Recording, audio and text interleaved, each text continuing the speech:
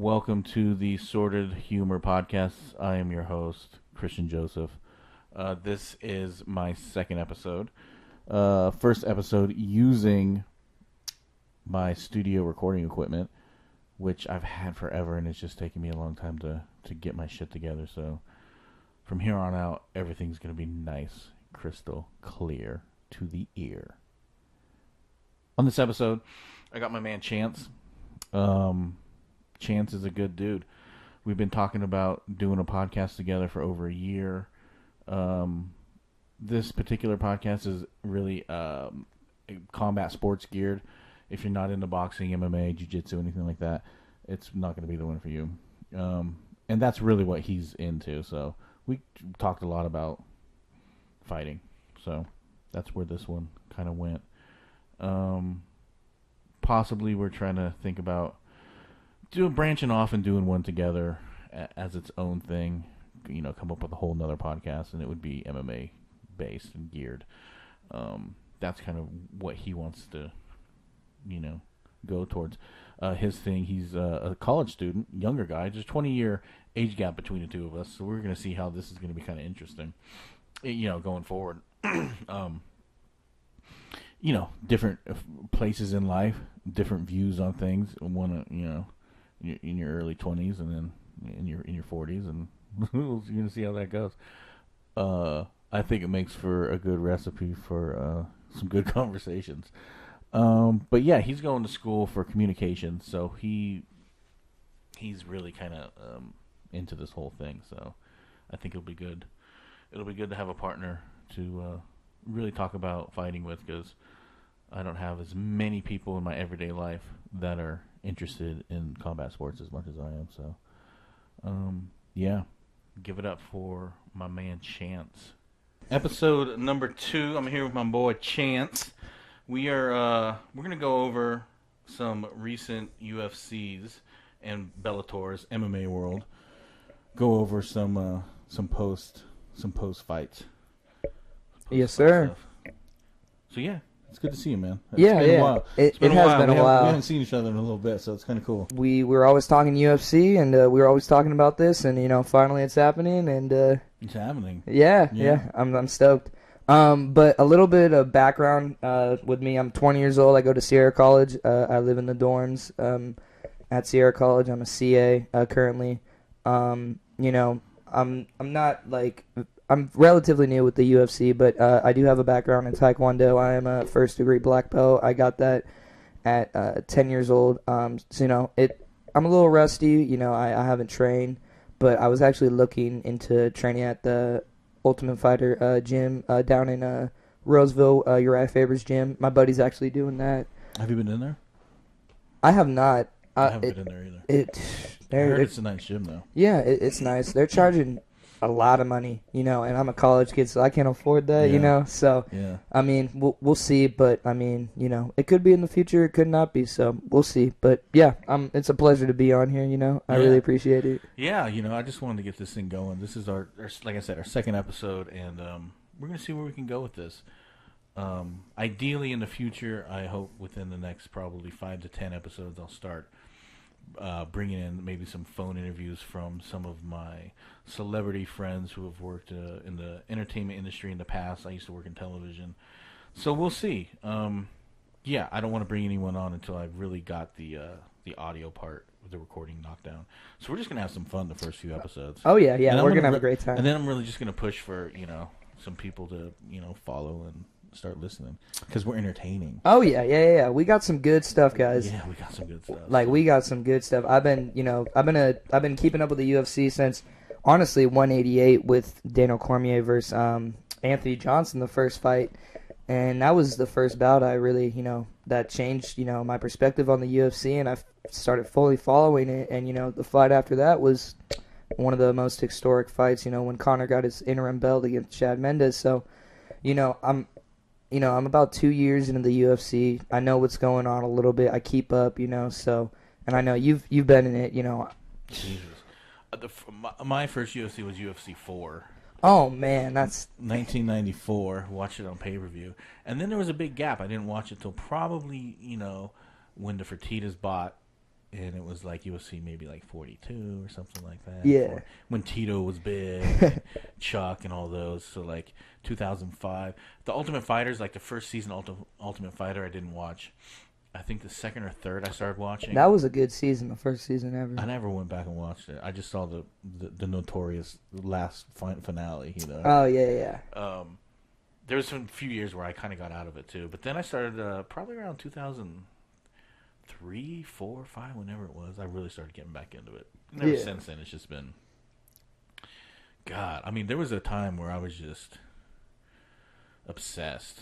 Mm-hmm. My ex-wife would just be oh my god, because I would watch all the HDNet fights, all the Access, which is now Access TV, it used to be HDNet, and they would play all these regional promotions, and you were seeing fighters, Ben Henderson up in Canada playing for MFC, Oh yeah. before he was in the UFC, and just all these Cowboy Cerrone before he was in WEC, and then even watching WEC before it was Zuffa. The WEC was huge, dude. It was great. The UFC was slacking at that point. I mean, Pride was better at that point. Oh yeah, I mean, it was just they made some good decisions in purchasing Strikeforce, and Pride, Strikeforce, WEC, Invicta, even Invicta with these women, dude. Oh yeah, I mean, look at all the champs in the UFC. They're coming from just Invicta. Coming in from Invicta. Yeah, I mean, dude, they don't mess around. It's a respectable. I wouldn't want to fight one. Invicta is a respectable organization, and they should be proud. They have a lot of good champions, and you know what? The UFC, credit them. They're out here getting free agents. They're not. Bellator is not the only organization that's getting these free agents. The UFC is still getting amazing young talent. I mean, they're developing fighters like no other.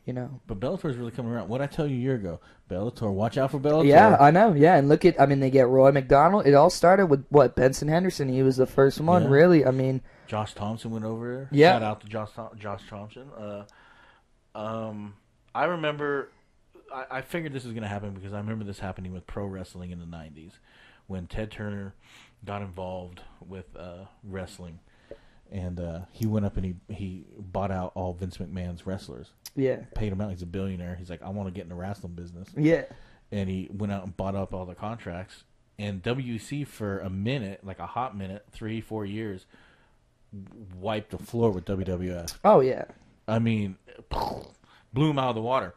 And it was the same thing when I saw Viacom is putting money into Bellator. I mean, Viacom's bigger than Zuffa. Bigger. It's they're rich. Huge. Yeah. Telecommunications. I think it's one of the biggest, if not the biggest, in the world. Mm-hmm.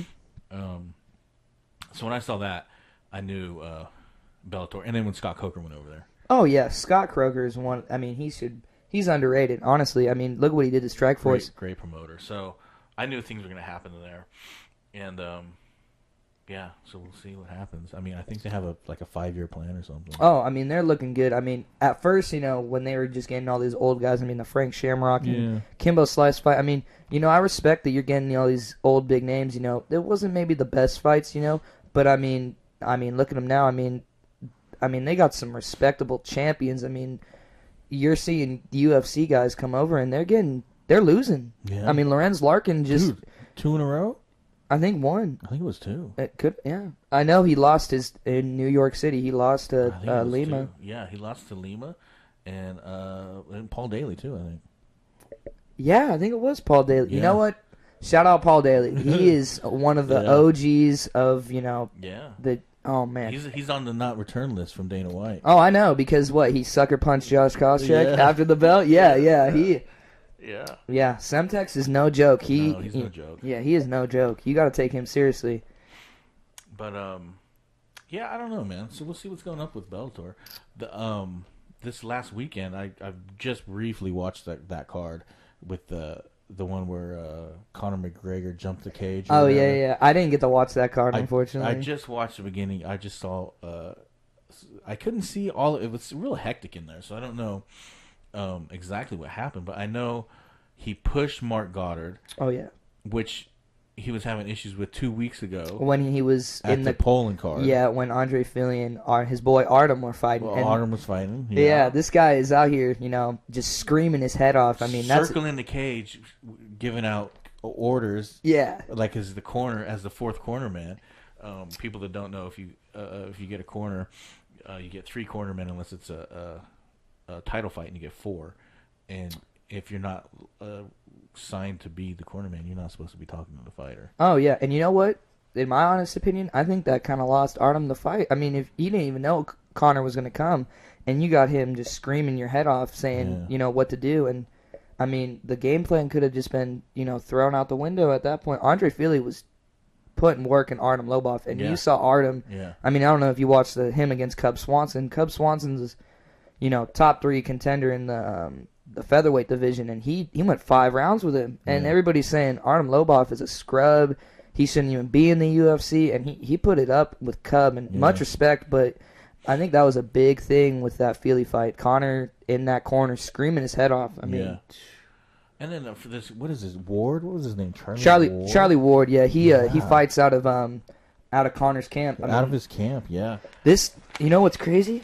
I figured out that Charlie Ward actually, I believe he killed an opponent. Is he one of the ones that killed an opponent? Yeah, he died. One of his opponents died. Damn. Yeah, I heard about that, and is his nickname the Killer? No, it actually is not. It should be. That guy's got a crazy right hand. Jesus. Yeah. Well, fuck. I tell you what. He knocked that dude out. Oh yeah. I mean, and the reason why Connor said he jumped out and was pushed Mark Goddard is because of the stoppage. He felt like it went on too long. Yeah, he was saying that, but watching it didn't seem like that was the case to me. I didn't see him. I heard on Michael Bisping's podcast, I heard a little clip where he was saying, or someone was saying that he pushed Mark Goddard and then he slapped an official. The official. Yeah. It was like the head official in Ireland. Oh, and it's like, the Irish love you and all this, and you're in Ireland, but this dude's Irish too. Mm-hmm. He ain't gonna back down. Oh yeah. And he might just make an example of you. Who knows? I don't know what can happen at that point. Who knows? I don't know. What I'm hearing is they want to suspend him. I mean, Connor was supposed to be on the 219 card. Supposedly, that's what I'm hearing. And they pulled him. I heard. Yeah, they pulled him from the card. I mean, nothing was finalized, but I mean, what that means, and what I'm thinking is he was in talks, to get a triple belt with Tyron. I mean, maybe that was the thing, or maybe it was Tony, but he's not going to fight at 219. And now you're seeing Tyron and Nate; they're about to fight. Like, I heard that. That fight is literally going to happen. I don't see another fight. I think that is the fight to make.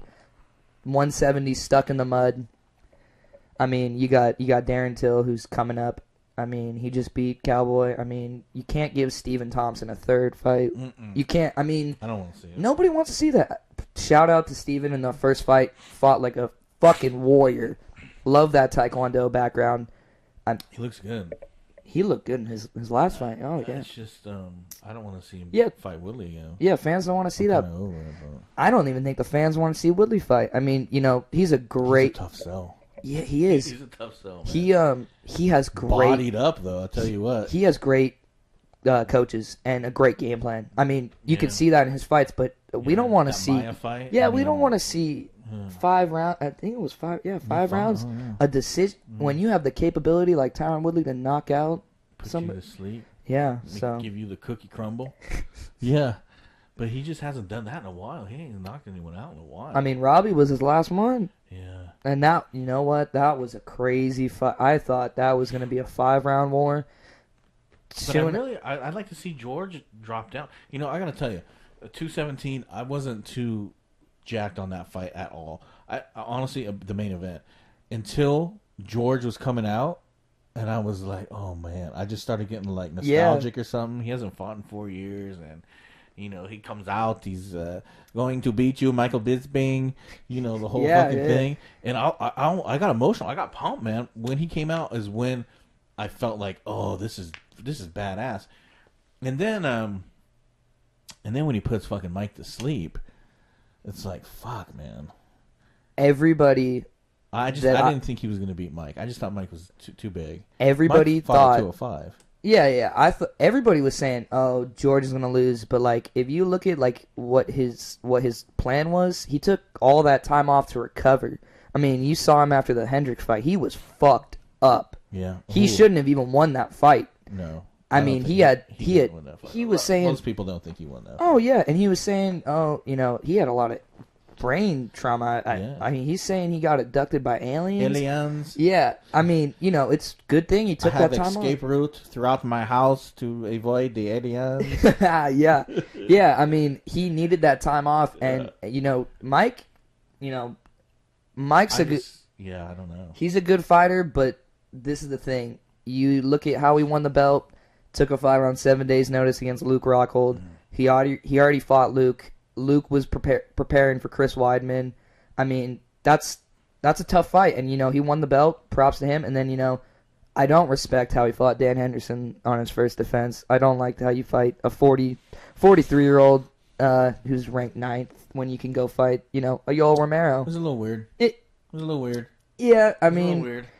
And he barely escaped old man Dan. Yeah. Oh man, he got dropped 3 times, and I mean, it was looking like he was gonna get H-bombed again. God, that first one. Oh yeah, I mean, notorious. Yeah. I don't know, man. Yeah. But I didn't think he was gonna. I didn't think George was gonna beat him though. But then when he was in there, George, I don't know, tall. He wasn't taller, but he's the bigger man. Oh, he was thick. Yeah, he was looking good. I couldn't believe how big George was. Mike was saying that he didn't feel like 185, but you know what? It looked like in the punches he could feel the power. Yeah. I mean, yeah. George's striking. George looked good. His striking. I mean, he's under Freddie Roach, and I've never seen. I mean, his striking was on point. I mean, he's still doing those Superman punches. Yeah, he threw a couple Superman punches. He was, dude. He stumbled, Mike. He dropped him on a Superman punch. I mean, George. He looked good. George is in control of his own destiny. Looked good. His cardio was a little suspect.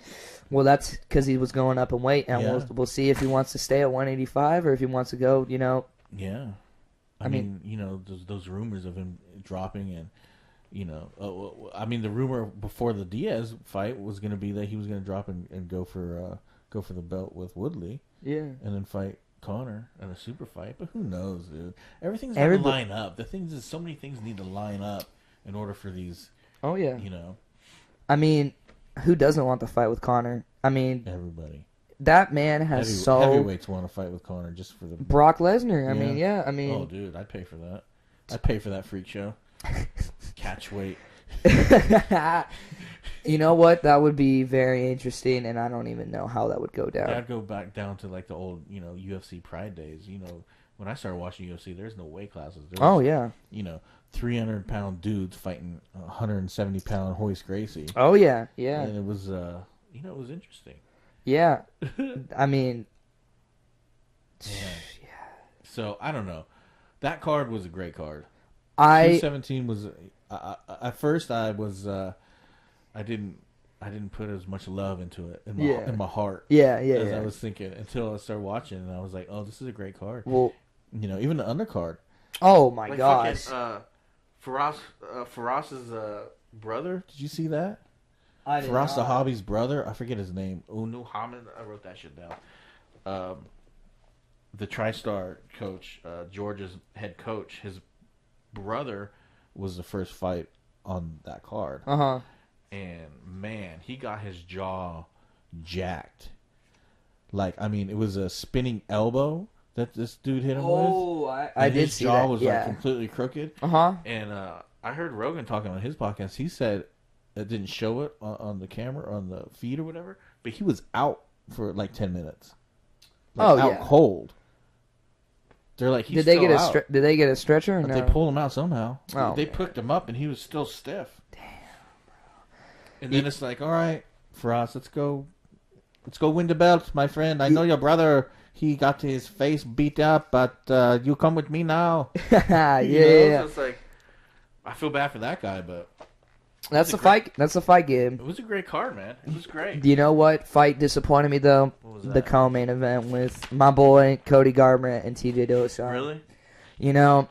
I really thought Cody, had him in his head. I mean, he I've never seen anything like you're gonna release a knockout footage of you dropping your opponent The a week night. before the fight. Yeah. I mean, and the first round, he won the first round. He dropped TJ, He won at the first end. round. He for sure won. But you know what? That could have hurt him because he was headhunting in the second round, and he got caught with a fucking left high kick, and he was stumbled. And props to TJ. I mean, that's a tough fight. That's your former brother, and for you to get that belt back and call out DJ, that's gonna be an interesting fight. It was a great fight. Yeah. I going in, I thought TJ was gonna win. Overall, I just think he has more tools, but I thought it was gonna go a lot longer. I didn't see it going the way it went down. Yeah.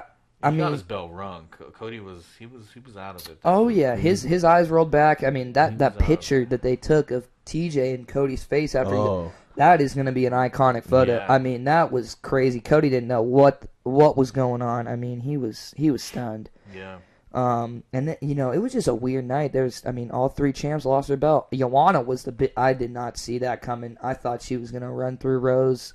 But yeah, that was. I'm going to try to see if I can get, I'd like to, I haven't been in contact with them for a while, but Rose's coach, Trevor Whitman, was actually wanted to do my TV show when I was working in television. I had a production I was trying to get going.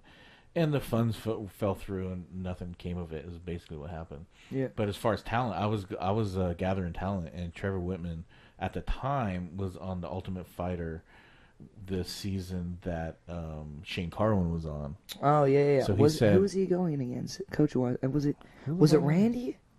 I don't remember. I think it could have been Randy Couture or Brock. I don't know. Who the fuck was he going against? It was a while back. Yeah. But at the time, 2011, 2012 was about the timeline on that. Whitman was really interested in doing it, and he's like, "Look, man, let me finish up Ultimate Fighter. I got another month. I'm doing this, and then basically let me know how the funds come." Funds fell through, and it didn't happen. But I did stay in contact with Trevor Whitman a little bit. I haven't talked to him in quite a minute, but I still do have his info as well as Rose. So I don't know. I'd like to see if I can even get him on a phone call. It might be hard to get a hold of the new champ. I'd like to get her before she blows up, before she big times us here. I went to shout out to Mike Bisping on keep your head up and shit through Facebook on his personal account, and that motherfucker closed it down. Damn. He big timed us. They get to a point and they want to close down their personal accounts, and it's easier that way. Yeah. But these are accounts that had his sister on. He would, put pictures of him with his sister and his family. Yeah. It's a personal account. Most of the people I've been in contact with, and I'm still have contacts through social media, is through their personal accounts. Yeah. So they have to choose to let you into their world. You know what I mean? Oh yeah, definitely. So.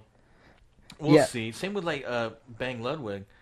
He was interested too. When he was in Sacramento, I hit him up and ended up, becoming friends with him through social media. Never went down to actually meet and do anything with him because by the time I got my shit together, he ended up going back to Colorado. He bounced. He left. And TJ too. TJ ended up closing his personal account too. Oh yeah. So because TJ was one of the ones too who I was trying to get on that show. Man, that show I had talent lined up. Misha Tate. She was going to do my Hall show. Hall of Famer right there. She was going to do my show. So basically, I had this whole show mapped out in 2011, and it was basically camp life, and it was each week was a week of camp, and it was going to be recorded kind of like a TV show Big Brother, where they record that week, and they as they're recording, 2 days later they put it up. It's like Embedded. UFC Embedded. Is Embedded that quick? Maybe it is. It is pretty quick. Yeah, it's getting crazy now. Yeah, and this is before there was any kind of Embedded. Oh yeah. Too. Oh yeah. And it was basically a 8 to 13 episode series, and basically the way I had wanted to do it was have 3 fighters, have their coaches, follow them, train, show the whole camp life, the home life, how it affects them, the diet, nutritionist, the whole fucking thing. Oh yeah, all the way down the process before the whole fight. process for the fight, and then as it's airing, the last episode of the series would air right the week before the fight. Yeah. So it'd be ready to go, like an embedded. Ended up, funds wise, everyone loved the idea, and this is, way before anyone was even thinking about doing this. Oh yeah. I had a similar one for stand-up comedy, which I had a lot of comedians who were ready to be involved with, who since have blown up and closed the personal accounts as well. Ari Shaffir was gonna fucking do my show. Really? Tom Segura was gonna do my show. Damn. Yeah. Sam Tripoli. I had about 8 comics, Death Squad comics at the time, who were all. They were all down for it. Dude, they were all down for it. It sucks. Barry Katz, producer Barry Katz, was looking at it. He was considering it, and it just, shit fell through. And then I went back into retail. Yeah, well, hey, you had a great idea. And then I met you. You had a great idea. I mean, look at Embedded. I mean, they're making a crap ton of money for that. I mean, I had some really good any kind of executive producers or any kind of industry people who saw my shit liked it, but it's hard to get people to give you $5-10 million for a show. Oh yeah, on an untested show creator. So shit fell through, and then I ended up getting out of the business. It was just hard. It's cutthroat too. And fell back on my retail management career. Oh yeah, for a year, and I'm getting back out of it. So I don't know, man. Point is, I hopefully once I get this nailed down, I can get some of those connections and hopefully use them. Yeah. Phone. It would make the show, I mean, a trillion times better. I mean, when you get those guys on and all the info that they have, they. Yeah. Hopefully, once we get to that point, phone interviews is probably the main ones I'm going to have to do, just because we're in Northern California. Most people, actors and directors and producers I've met, from television, who I'm still in contact with, they're still in L.A. or in British Columbia. There's so much. Really, TV they're in going British on. BC is huge. So many Really? TV shows on Netflix or regular TV that you see. A handful of them, I'd say, a good 30-40% are produced in Canada. Really? Yeah, BC. So I'm nowhere near a lot of these people, so it's gonna have to be phone interviews. Yeah, which is fine though. Yeah, it's whatever. It is. What it is. I mean, we'll see. I was even thinking, I mean, if I did go to the Ultimate Fighter gym that Uriah, his name's on there, I was even thinking if I get in there, who knows? I can get connections through there, I got a buddy who trains over there right now. Yeah. He's trying to get a fight right now. Shout out my boy Tommy Coelho. Big boy, heavyweight. This guy is 6'3". He's probably sitting around 280. He needs to cut some weight, but he's a big boy. He's the big boy. Yeah, he's a big boy. He's training right now. He's trying to get a fight, but he works an early job. He what do you call it? Day job. Morning shift. I mean, it's I can't even think about it right now. But yeah, he gets up early morning. It's called marijuana, son. Too much marijuana, son. I think he does groundswork. Honestly, I'm pretty sure. Just early morning, he gets up. He does that. He gets off at 3:00, and he just doesn't want to train after that. So he'll go, I think, 3 times a week. But he's trying to do truck driving, and then train after that, because he's a big boy. He gets tired. And he wants to get a couple fights going in, So I mean, good luck to him, man. Yeah, Shout he can get some. Him. Yeah. I would definitely want you to meet him. He's a really good guy. He knows his stuff too. Yeah, for sure. We've been talking. We think we're going to eventually branch off and have a whole separate show as its own identity and everything. So once we get to that point, yeah, we'll see. Like Chris Holdsworth, that's another one I was trying. Really, you had him as a connection? I still think I'm Facebook friends with him, so I'll DM him when we're at the point, and I'd like him to maybe if he's if we can get him to talk about the whole TJ thing. I want to hear. I want to hear what's going on. I mean, somebody's lying. Either Team Alpha Male or TJ. I think it's TJ.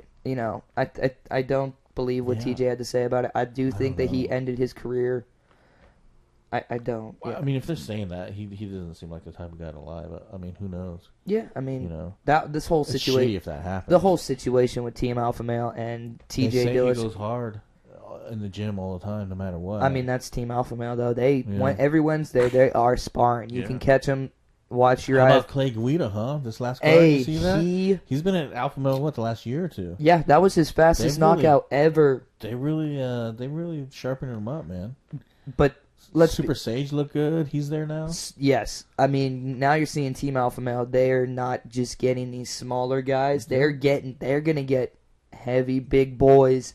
Team Alpha Male is one of the most respected gyms out there. I'd say top 5. For sure. Oh yeah, Uriah's done a great job. Great job, man. Good businessman. Oh, he's I want to meet the man. He seems like a great guy. I've never met him. I've like I said, I've had crossings with a lot of his fighters, but I haven't actually met him. Yeah. We had, when I was working in TV, one of our girls, an associate producer who was there, went to school with Chad Mendez, and she had a connection, and we actually had it set up where I was gonna, because at the time I was associate producer, I was also the MMA consultant. The main reason they brought me into Ridgeline, which was the company, which was Doug Stanley's company, was for MMA. He partnered up with Pro Elite before, basically after Elite XC went under. Pro Elite came back. The company basically brought themselves back up under the name Pro Elite, and our company was partners with them for a short minute. I think 2 or 3 cards we ended up working some stuff with. It actually was going to be the card where I think it was like Kendall Grove was fighting in Hawaii or something. I was supposed to fly over, and it pissed me off because it ended up falling out. It was last minute too. He's like, "All right, next week I'm sending you to Hawaii. Yeah, you're a consultant on our end for Pro Elite." Da, da, da, da, da. Yeah, and it ended up falling apart. I was like, "Fuck! I wanted to go free trip to Hawaii." Oh yeah, that would have been sick. But yeah. So I don't know. I don't even know this. I don't know. Yeah. Train of thought. But I mean, right now, I mean, there's a fight this Saturday. I didn't. Yeah, I don't even know what cards are Saturday. I haven't even looked. It's in Australia. Behind. It was supposed to be Mark Hunt fighting. Hunt one. You know what? And they pulled him because he's head trauma. Yeah, and you know what? You shouldn't have even said that, Mark Hunt. You know, you should have kept it inside of you if you really want to make the money. I mean, Dana White is not. It doesn't seem like he's a fan of Mark Hunt. No, I don't think so. He's in a lawsuit with him. Well, I mean, I understand where Mark's coming from. He fought a guy. He fought a gorilla on roids. I understand that too. Yeah. I mean, but the whole thing of how they're saying that they pulled him, that Mark's saying that memory loss, that UFC pulled him because of the lawsuit, and then Dana White, replied with, "Well, then why did we pay him? We since the lawsuit started, he's fought 3 times. We've paid him like 1.2 million, and we've given him like, I forget what they said, like 200,000 in bonuses." Really? Yeah. Since the lawsuit started. So he's like, he did knock out Derrick Henry, or Derrick Lewis. My bad. He knocked him the fuck out. Yeah. Yeah. I mean, Mark Hunt is a true warrior. He will step up and fight anybody, anytime, probably. I mean, when he fought for Doom for that interim belt, holy shit, he got fucked up. And 4 rounds of chaos. I mean, tried to get tickets from him once. Really? Yeah, I hit him up on Facebook. I was like, "Hey, man, can you get me some tickets?" I said Doug at the time.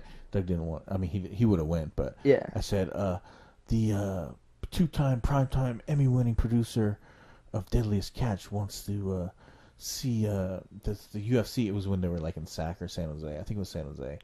And he says, "Mate, they don't better give me tickets."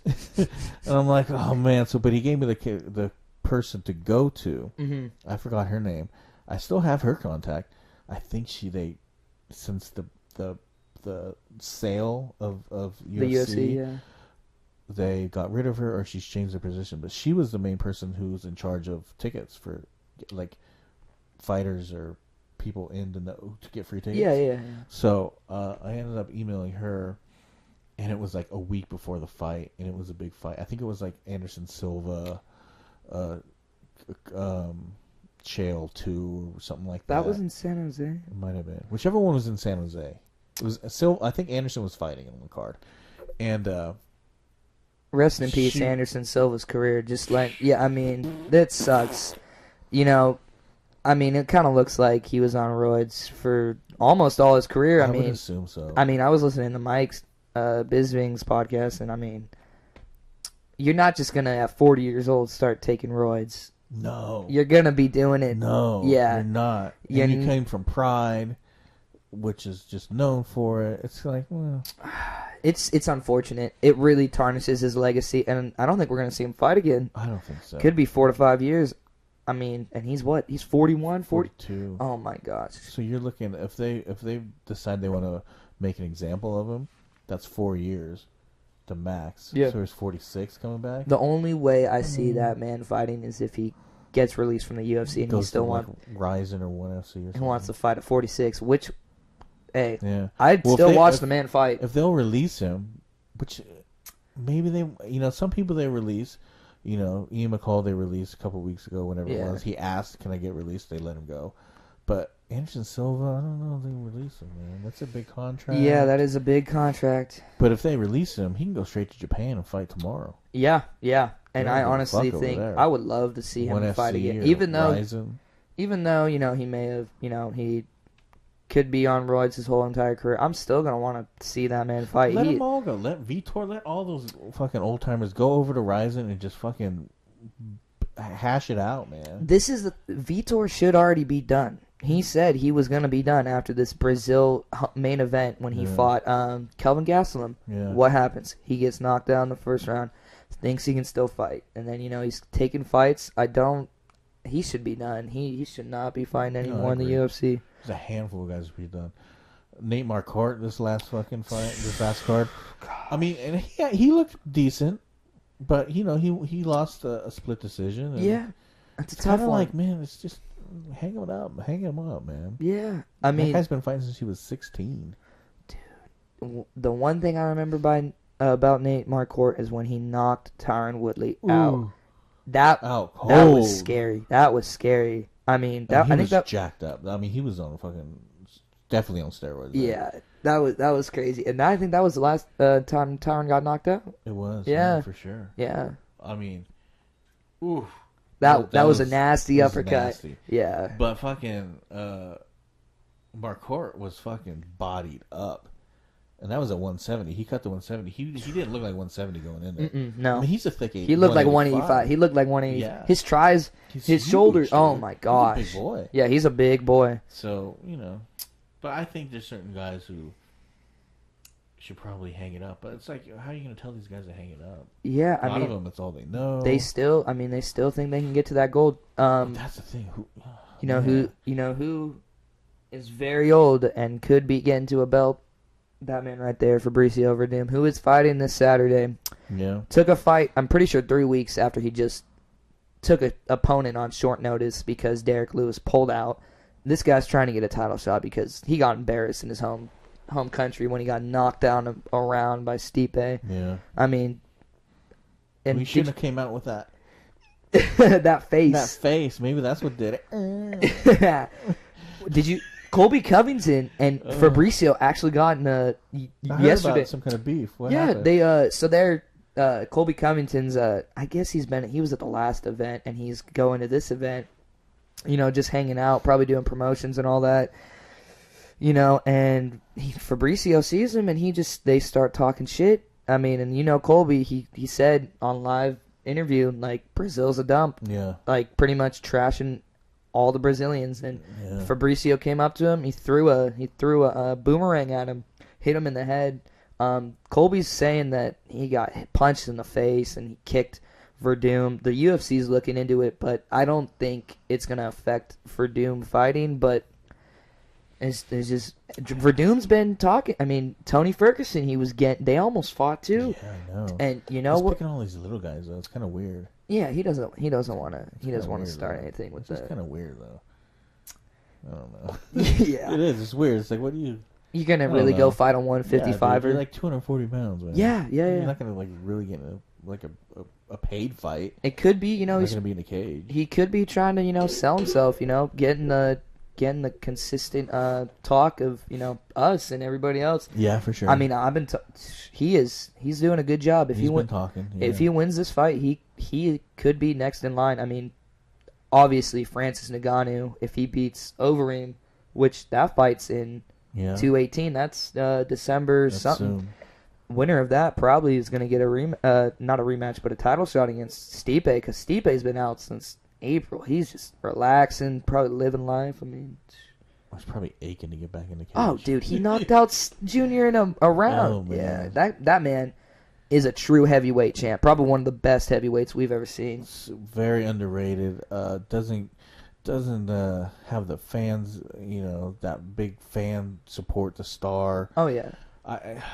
People probably still don't even know about him. Probably. Well, tons of people probably don't know about him. Great, yeah, he's no joke. He's legit. When he defended his belt in Ohio at 203 against Overeem, I mean that was crazy. Yeah. I was rooting for Overeem, to be honest. I was too. Yeah, and then to see Overeem, Overeem dropped him, and then I don't know what Overeem's up to. He's trying to be all cautious and run around, and I mean, I guess he just doesn't have all that fucking... It's his chin. That horse meat isn't doing it no more, huh? It's his chin. Yeah. It's class chin. It is. And I mean, he got rocked by Stipe on the ground. I mean, I have not seen a head snap like that on the ground in a good minute. I think, going from the Ubereem to normal-ass Alistair. Yeah. That's... when you're... people who say... I've never done steroids, but people who say... who do steroids or have been on steroids, there's just a confidence thing. You're literally the biggest, guy around ever, the Ubereem. Oh, yeah, and what he accomplished, too. I mean, my gosh. Dude, the whole fucking K1. Dude, what he did to fucking Brock Lesnar with that fucking liver kick. Oh, that was bad. Wasn't a knee, a kick? Oh, man. I don't know. That's Ubereem. That's dude who you're not going to beat. And then all of a sudden... you got to get off the steroids with fucking USADA coming in, and now you're fucking running from people in the cage, ducking and diving, and you know what? He's had some wins. He's had some wins. He's had some losses. I think he's trying to, Greg Jackson and everybody in Albuquerque, he's trying to change, trying to be a little bit more cautious. But I think in the heavyweight division, you can't really be cautious. I think you just got to go in there and give it all you got and throw it out. I mean, and I'm curious to see how Francis is gonna do. He looks like a future champ. He does. He looks like what Overeem was the Uber. You know what I mean? Yeah. He looks like what Alistair looked like, 5-6 years ago. This guy hasn't seen the second round, guys. He is not. He is only in the first round. He is knocking people out. But he hasn't fought the biggest names. But I mean, I'm curious to see. I think he's the new poster boy. Honestly, I think there's a lot of new. If he can get through Overeem and get a title shot, and if they promote it right, the promotion, the issues that they're having are these fucking promoting. They don't promote properly. You think so? Yeah, for sure. That whole Ronda example is the biggest one. Where they just promoted the shit out of Ronda. Was it before she got knocked out or after?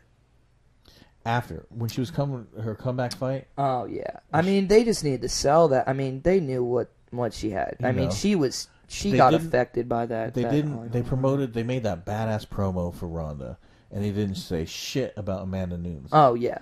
And then Nunes destroys her, and then WME's like, Who is this? Yeah. Oh, that's your champ. Yeah. Well, no, we want Ronda. No, this isn't movies. This is real. Yeah. You can't choose who the fuck your champ is. You should have promoted her. And now no one knows, and you got this champ that you didn't put anything behind. And the thing is, she was the champ during that fight. She beat Miesha Tate. She's a legit champ. She beat her at 2.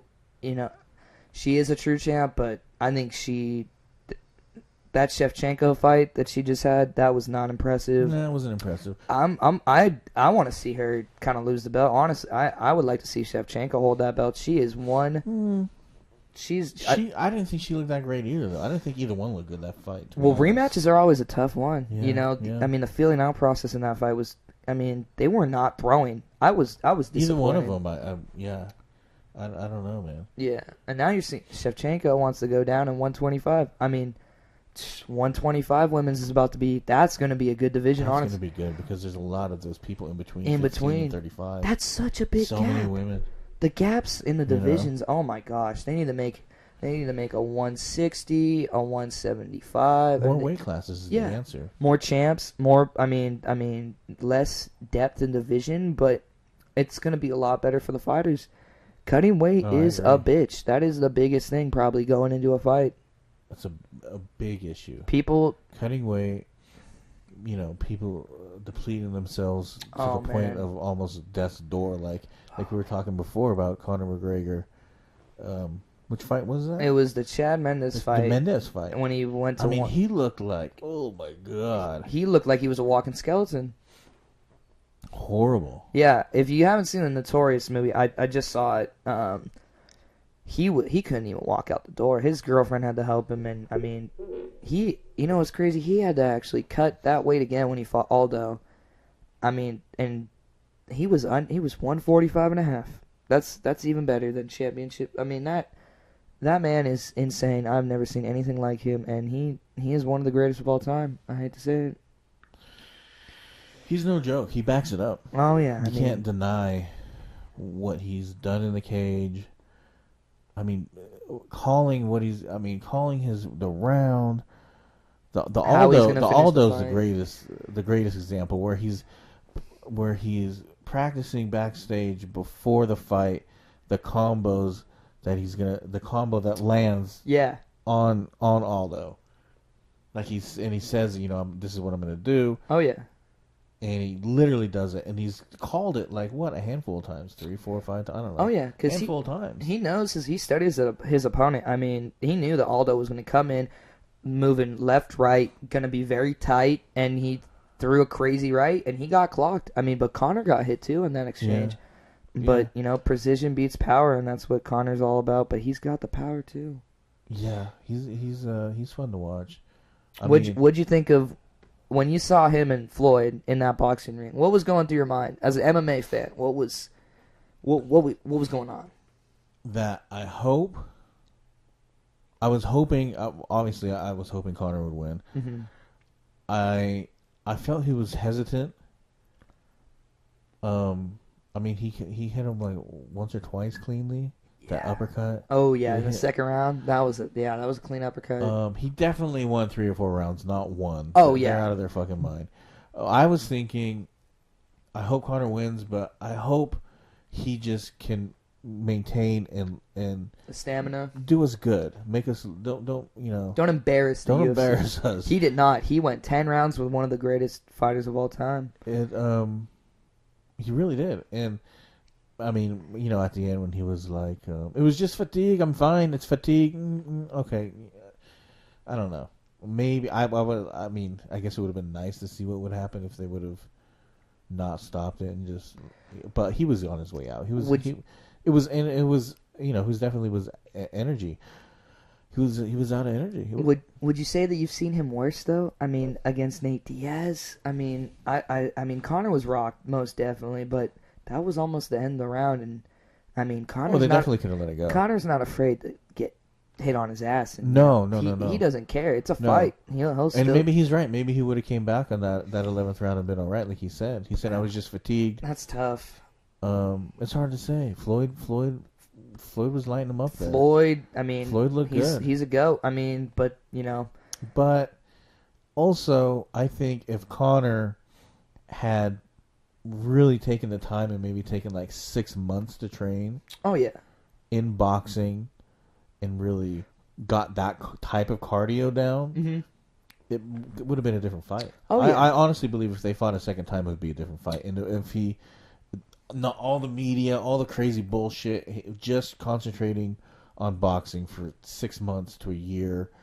Really narrow that down to get a more understanding of the sport. And just getting the cardio since it's such different cardio. That's what he was saying in the round when he was sparring what's his face? Paulie Malignaggi. He was saying, the last rounds were always the toughest, and I had to dig deep. And Conor gets second wins if he didn't. He gets these crazy second wins out of the second Nate Diaz fight. He was getting fucked up in the third round, and all of a sudden, the fourth and fifth, he's re-energized. Yeah. I mean, he does need to work on his cardio. I know he's trying to adopt the whole I'm gonna go bike and try to be like Nate Diaz, Yeah. and maybe that will work. I mean, maybe it'll work for him. I don't know. He needs to I think he needs to go out and go run a lot more, Running like is Mike so Tyson. important. Mike Tyson ran almost 5 miles a day. They always anyone who has good cardio, they always say running is the key to it.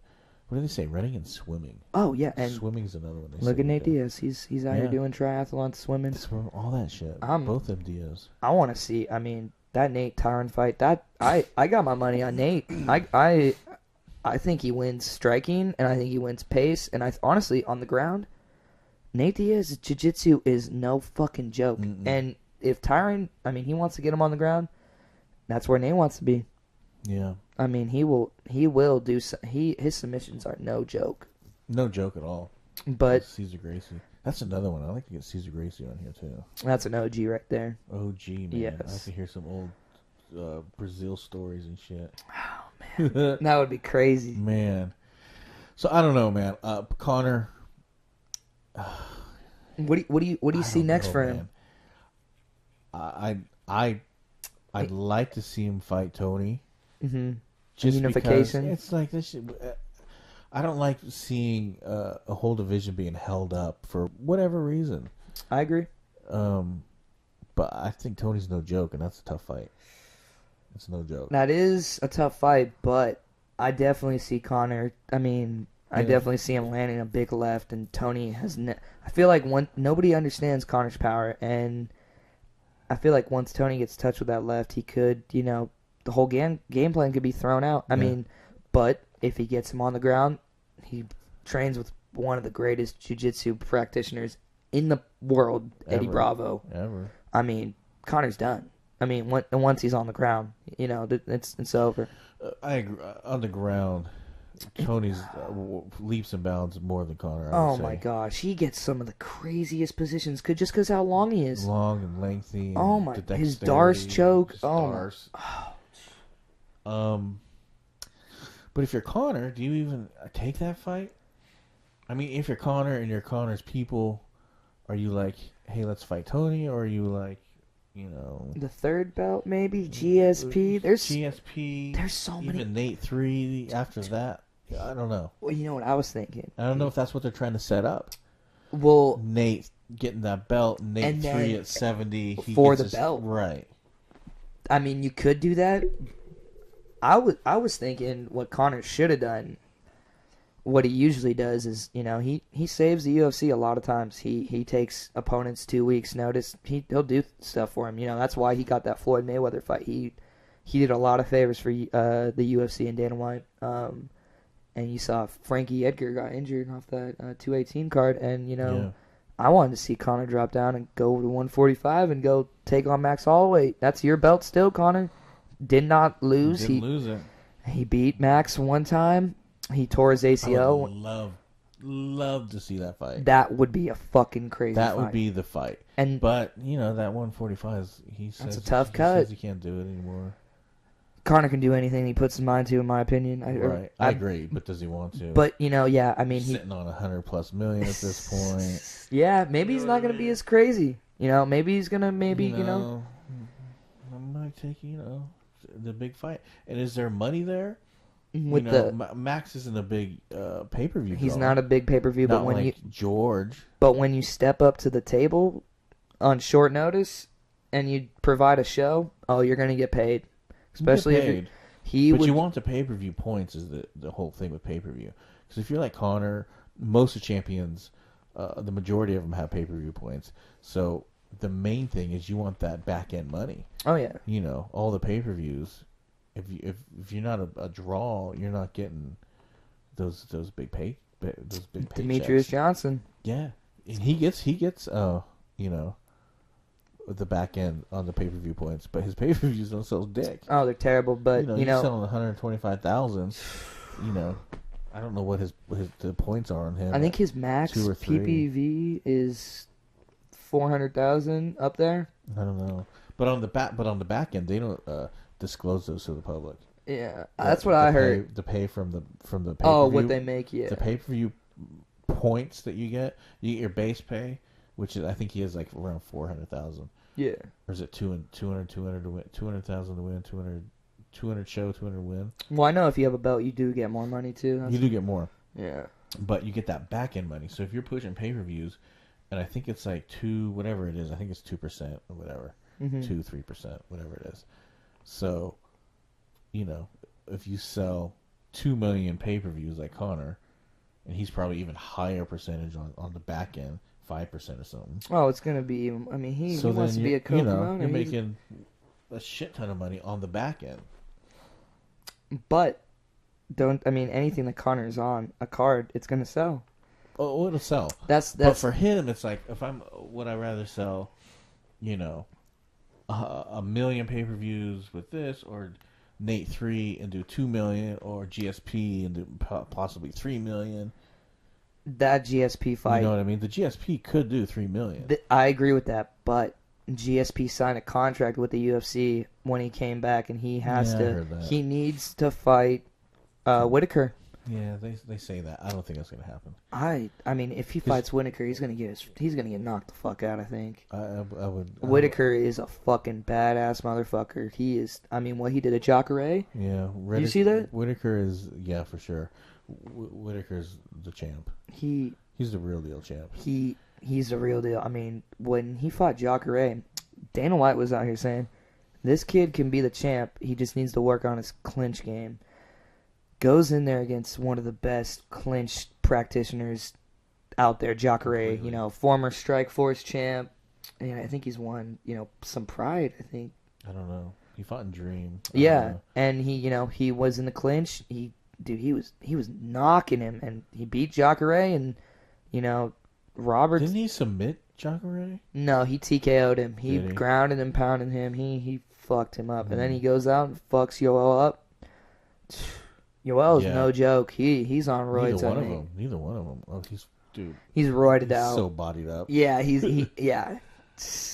Jacare's no joke though. His jiu-jitsu is no joke. That's what I'm saying, and that's what Robert lacked. His striking's always been there. Yeah. He's the real 185 champ. I agree. I mean, now with no one wants to fight him. George doesn't want to fight him. George wants to. He wants a big money fight. George wants a money fight. Yeah. That him versus Conor's a tough. That's a tough. I don't even know how to go about that. Really. I don't know. It's so hard when you do these hypotheticals because so much has to line up for the. You know what I mean? This has to happen here to happen here. Like a few more fights to get to that point. Yeah. Oh man, I don't know. Yeah, I mean, but I think for both of them, they would want to fight each other because they both realize that they're the two biggest stars. Oh yeah. Let's make the money. Money wise, it makes sense, but as a fan standpoint, I'd like to see him fight Tony Ferguson. I would like to see that fight too. I would like to see Nate 3 too. I'd like to see any fight Conor McGregor's in. Honestly, I agree. Any fight. I mean, I agree. He needs to go take the 170 division before it gets unstuck in the mud because I don't know if you've seen Darren Till, this kid out of. Oh my god! Holy shit, he fucked up Cowboy. Yeah. I mean, dude, this guy is no joke. He's no joke. He's 25, I think. He is gonna go. I actually made a list. I made a list of my predictions for 2018 for the champs. Yeah. I put him at 170. I don't know how fast. I guess it depends on how fast they want to do it. Like I heard Shab talking about on his podcast, basically the route that he would tell him to go if he was his management, and it has to do with the contracts and everything. Yeah. And basically, he would be like, "Hey, slow your roll. We know you can beat these people, but the current contract you're on, he's making, I think it was 16-16. Really? Yeah. So he fought 16-16. He got $32,000 to beat, or it was 8-8. It was either 16-16 or 8-8 when he beat Cowboy, and Cowboy made like $250,000 or $300,000, all his sponsors, dude. So he has 2 more fights on that contract, and they're talking about throwing him, into the wolves, and he's like, "Yeah, we know you can. Let's build you up, just because you can. Let's go for that fucking Mike Perry fight that he was trying to get." Now he's fighting Wonder Boy. But, I don't know, but they're saying that. Is it? No, it's for official. sure? It's official. Yeah. See, so now you're fighting Wonder Boy. That's an interesting fight. A 2-time contender for the belt, who's making for sure more than that, 100,000, at least 100,000 a fight, and now you're gonna make 32 grand to fight him. Yeah, but it's gonna be worth it because that's a big name. Well, I don't know. I guess it depends. For me, I would say slow down, take some fights, renegotiate that fucking contract. But if you're already rolling and fighting these big names, you don't want to go down. I mean, you want to keep on going. Like Conor, he didn't, he kept on going bigger and bigger names. He didn't go down. I think the kid believes in himself a lot, and I think he has a lot of potential. For sure. I think he could be champ at any point, I believe, but I guess it just depends on what route he wants to go. Yeah, it's all honestly about how you plan things out. And what's going to work best for you at the time, and if that's going to work, then, if you want to get paid, 30 grand to, fight the guy who just, who's number 2. I think Wonder Boy's number 2 still. I think he's 1 now because he just beat Masvidal. So it's like, And I don't know. He's moving up quick, and the UFC has a way of fucking you on pay when that does that. Yeah. So I don't know. We'll see. I mean, the 170 division's stuck. I mean, if you think about it, like we were talking about, I mean, Nate's obviously going to get that fight with Woodley. And, I mean, because they don't want to see Thompson. I mean, once Woodley's out of title, content, and once he's not the champ, then we can see Thompson get these more title shots, I agree. Because nobody wants to see that third fight. Nobody does. And, 170 is just not as deep as some of the other ones. It used to be like that. I mean, that was George's division. That was an exciting division. Johnny Hendricks. Real exciting. At the time it was. Roy McDonald. Man. Rory, and that's another thing. Rory looks, I like to say, I don't know. We're going to see what he's going to do at Bellator. Oh, he's going to get a championship. He's definitely. no joke. He's no joke. He's so good. He's so good. I mean, he's got to go. I think he is at 170. Roy is, yeah. Yeah. He's not at 185. No. Yeah. Yeah, I don't know what's going on with Masasi. He's at 180. He just beat I don't even know. I don't know how to pronounce his last name. He was a former champ. I think it's Flamenco. I don't know, but he barely beat him. Yeah, didn't he mess up his eye or something? I didn't see the fight. I just heard it. Yeah, he got messed up. I think it was a decision. But I mean, these UFC fighters are coming over to Bellator. They're getting some of them are getting roughed up. Yeah. They're getting paid. They got. Yeah, Mitrione was saying that he made. What did he make for the Fedor fight? His first fight that he fought in Bellator. It was against this I know what you're talking about. He made more that fight than the last 3 fights he made on his UFC contract. That's so unfortunate, man. Damn. And he got messed. His last fight in the UFC, if you can remember, it was against Travis Brown, and that's when Mitrione got eye poked like 5 times. No, I think it was like 3. Dude, and his eye was fucked up. I mean, I'd be pissed too. Yeah. He should have got. It should have been a no contest, to be honest. No, I agree. Yeah. But these people are rolling over there, and Viacom's putting money into it. Oh yeah. They're paying these fighters. These fuckers are paying. These fuckers are paying. Josh Thompson, he was the first one to go over, and I hadn't paid attention, and he corrected me on I think it was Facebook. He had put in something about going to Bellator, and at the time he was ranked number 4. Mm-hmm. That was like I think he had just TKO Nate Diaz or something like that. It was I don't know. It might have been a fight or 2 after that. Yeah. He had lost, but it was a close decision. I think it was I don't know who it was. But he had put in something about sign with Bellator or whatever. And I commented something like something along the lines of, "Who the fuck cuts the number 4 guy who just like." I mean, it was like a split decision loss. He had one. It was like one loss out of his last like 2 or 3. It was a split decision. I'm like, who the fuck cuts number 4 when he's like on top 5? He didn't do anything wrong. And he corrected me. He's like, no, man, I left. Mm-hmm. He's like, my contract was up. I left. And so he started the whole free agency thing. He went over there because he started with Scott Coker. Yeah. In Strikeforce. I feel like business with Scott Croker is nice, honestly. Yeah. He treats fighters right. I mean, Dana White does too, but... Well, I guess it depends on who you ask. Yeah. Dana White treats the fighters according to the fighters who are on this top tier. Mm-hmm. And Scott Coker... It's more everybody. Everybody. They say he'll call you personally, this and that. So, yeah, Josh went over there, and I was like, ooh, I didn't realize that was happening. Yeah. And then, soon after that was Benson and... That was like the... Meat and... That was a big one. They gave Benson was a big one, too. They gave him a title. I don't even think he's won a Bellator fight. I don't think he's done shit since he's been there. You know what? But, that's tough. That's really tough. And I don't know what it is. I don't know if it's just like he's had his run. That's a possibility. Has he had his run? Maybe. Could be just tough fights. Maybe the tough fights. Maybe something with him. Maybe he needs to switch camps. I don't know, man. Yeah. But he's had a real tough run of it. Oh yeah, yeah. He's on the downfall. And then there's Phil Davis went over there. Phil just won.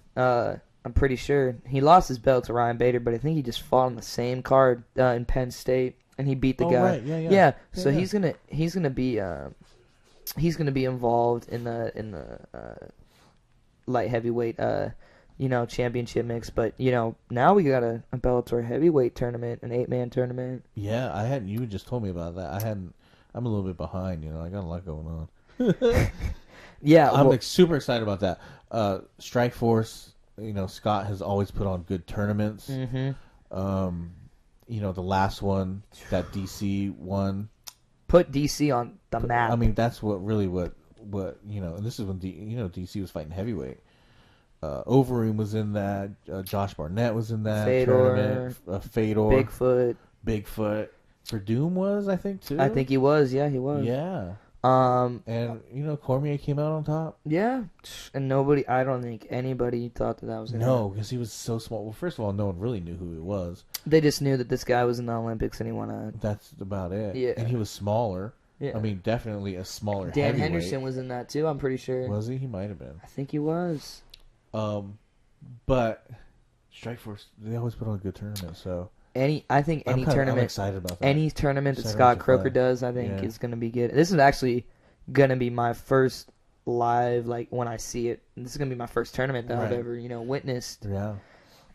I'm stoked. They're fun, man. Oh, yeah. They're fun. I like them. They're saying that they're going to do 1 to 2 fights within, each month. And the final is going to be around, December of next year. Because their heavyweight division stuck in the mud. Their heavyweight champion though was he got stripped because he didn't want to fight. Yeah, who was that? I don't know. It's some guy. I mean, if you're not gonna try to fight and not defend your title, I mean, you don't have a good enough reason. I mean, is that what the tournament is for? Basically, yeah, that's why the tournament for the belt. Yeah, because nobody's champ. I mean. I don't know who I got in that tournament, honestly. Yeah. Would you say Bobby Lashley's in that? No. So it's Rampage. There's King Mo. There's Ryan Bader. There's Chael Sonnen. This is for heavyweight? Yeah, this is for heavyweight. So those guys are going up in weight. So it's 4 guys pretty much going up in heavyweight, and then you got 4 true heavyweights. You got Frank Mir, Matt Matreon, Fedor, and I can't even remember the last one. So someone else. It's somebody else. It's another big name. They got another big name up there. Surprisingly, Czech Congo's not in there, and he's been in Bellator. He was another one that got up in Bellator. He's another one who he was deadly. At one point in time, he was no joke. Oh, he was. I don't know. Oh man. You know, his last fight went to a decision, I think, didn't it? Yeah, he's getting old. He's getting old. He's getting. He was bodied up at one time too. Oh yeah. But those roids, man, I don't know. You got to assume all these guys from the old days were on roids who look like that. Yeah. I mean, I don't know. You hate to, but if so much comes out in the news and the media, and then this happened and this fighters. The fighters are saying. Well, even fighters. Everybody's on roids. Yeah. Nate Diaz, everybody's on roids still. I mean. Yeah. Obviously, I think. I mean, USADA's done a great job with the new testing and all that, and how much they're coming up. But I mean, they just need to. It's hurting the game. I mean, it's hurting. I feel the same way. I do and I don't. I'd love to see a league of people on steroids who know that they're on steroids and they're agreeing to it. Yeah. And everyone's like, okay, we're on roids. Yeah. Oh, yeah. Let's do it. Yeah. Because I want to see the freak show. I want to see John Jones and Brock Lesnar. Right. Oh, yeah. I do too. But then at the other level, I'm kind of like, well, I want the legitimacy to the sport, and it needs to be clean. You know, it's not like other sports, man. Yeah. If you're on testosterone and you're recovering faster and you're able to do this, you're on steroids, you're stronger, and you're knocking people out cold. Well, you used to be. I think you used to be able to use TRT. Yeah, you did. Like Vitor and Anderson were doing TRT. Yeah, for sure. I mean. Yeah, you just need a doctor's note. Yeah. So that's it's like at school. You need a little doctor's note. I mean, that's technically like pretty much cheating if you're using that. I mean, testosterone. I mean, before a fight. I mean, Nate Marquardt had it too. But the thing is it's. You were able to do it, but they had levels. Yes. So when your levels came back at 1,200, 1,600, they're oh, like, "Oh, my man, you're supposed to be at 300. Yeah. What are you doing? 1,600. What? You know. Yeah. So I don't know, man. That would be awesome if they did a nice little separate organization. I'd like to see it as long as everyone involved knows, hey, we're on steroids and it might not be good for our health. Yeah. But as far as the UFC, the biggest organization in the world, it needs to be clean. Yeah, it totally needs to be clean. I personally feel that way. Some people might not, but it's, you know. No, I agree. I think somebody needs to, maybe come up with an organization like that. Oh, yeah. Where, Japan, they got Ryzen. You go over there, you can do whatever the fuck you want. Oh, yeah. So, have you heard about Gogon Saki, Saki? Who's he fighting next? So you know of him. Fuck yeah. Yeah, okay. I actually did not know of him like 3 months ago. So when you saw his fight, were you like, I watched so much kickboxing of his. Oh my fucking god. This guy, I think he could be a contender in the light heavyweight division. If he can keep shit on the feet, you're not gonna fuck with him on and the if feet. you can take Zero people are gonna fuck with him on the feet. Oh yeah. His kicks are so fast and so hard. It looks like he hits just kind of like Fedor with this that wild looping. Oh, but his kicks are where it's at. Oh yeah, dude. If you look at his K1 fights, glory fight. Oh my god. Yeah, I think his record's like what 69 and like 3 or 4. He's always been in the heavyweight scene as far as K1, and yeah, I've been watching that guy for I don't know 6, 7, 8 years. I didn't even know about him 3 months ago. Oh, yeah. When I heard he got signed, and some people were online, talking shit about it. I'm like, fucking, that's great. It's a little freak showish, but... That's better than CM Punk going to the UFC. Oh, 100%. He took 2.5 years where he didn't fight, and he was training MMA. Yeah. If he can keep it on his feet, you're fucked. Oh, yeah. You're fucked. I wonder what camp he's at, too, honestly. I don't know. I think he was a... Well, I don't know what he's doing. Jackson? I don't know what he's doing for MMA. I think because he's European, so I don't know. Yeah, he could be going to the States. I thought I saw him with Greg Jackson. Maybe. I think you might be right. Actually, I don't know. That actually sounds familiar. The light heavyweight division, though. That's he's fighting someone though, isn't he? He's fighting somebody soon. I think at 218. Let me. Yeah, look. I wonder who he's fighting. Let me look. His last fight, I forget the guy. Was a Brazilian guy who was known to be a striker, but. Gogon Saki's just so high level. Dude, he fucked that guy up. Oh, he fucked him kicks, up. It was so nice to see his kicks. I don't know. You watch his kicks and, oh man. They snap. Whew. They snap. Yeah. So he doesn't fight on 218. I thought he had a fight lined up. No, he's got a fight lined up. I'm really glad to see him. get signed with UFC. I don't care what people talk shit or whatever about. Well, Freak show that it's leaning more towards freak show. Who gives a fuck? it's not a freak He's show a when you're in fighter. when you're accomplished like him. It's not a freak show. No. I mean, it's a freak show when you get CM Punk in there and you get CM Punk. Bellator just signed Jack Swagger from WWE. Remember that guy? No, not at all. But I don't know. This why guy they do is that. a bozo, and he's gonna get fucked up, in my opinion. I mean, he had some college wrestling, but Why do they? I don't know. The business part of it is for true fans of fighting. Mm-hmm. In any type of fighting, it's just the whole business where you gotta be gimmicky. It's hard for me to watch. Oh yeah. WWE is like it's its own thing, or if you're gonna, you just can't compare them. I don't know. Brock coming over is one thing. CM Punk is quite another. Well, Brock was. You know. I mean, Brock is an athlete. When you look at Brock, I mean, that's an athlete. I mean, he he's played a football. Legit wrestler. I mean, that guy. You can. I mean, Highly he's decorated. he's an athlete. You look at CM Punk. Doesn't look like an athlete. No. Looks like an average Joe that's just getting in the cage. Yeah. And Mickey Gall, though, is underrated. That guy is a really good fighter. He looked good. He lost his last fight though. Yeah, yeah. Weekend, Brown. I forget. Who was it? His last name's Brown. Yeah. They trained together. He won the second round, and he lost the first, and he lost the third. He was cut up bad. Yeah. But I like Mickey Gall though. He's got potential. He's young, and he's getting all these big fights. He's calling out anybody. Yeah. Beat Sage Northcutt Beat in Sage. Sacramento. Yeah. Yeah. So I don't know, man. Yeah. I'm still trying to find this Saki fight. I don't know. But going over this, the 217 card, which some people are saying the best card ever, top 3, top 5. At the time, I didn't feel that way, but looking back on it, it was maybe one of the top 5 best cards ever. It might be. They all delivered. There was only 2, I think, decisions, maybe 1 or 2 decisions.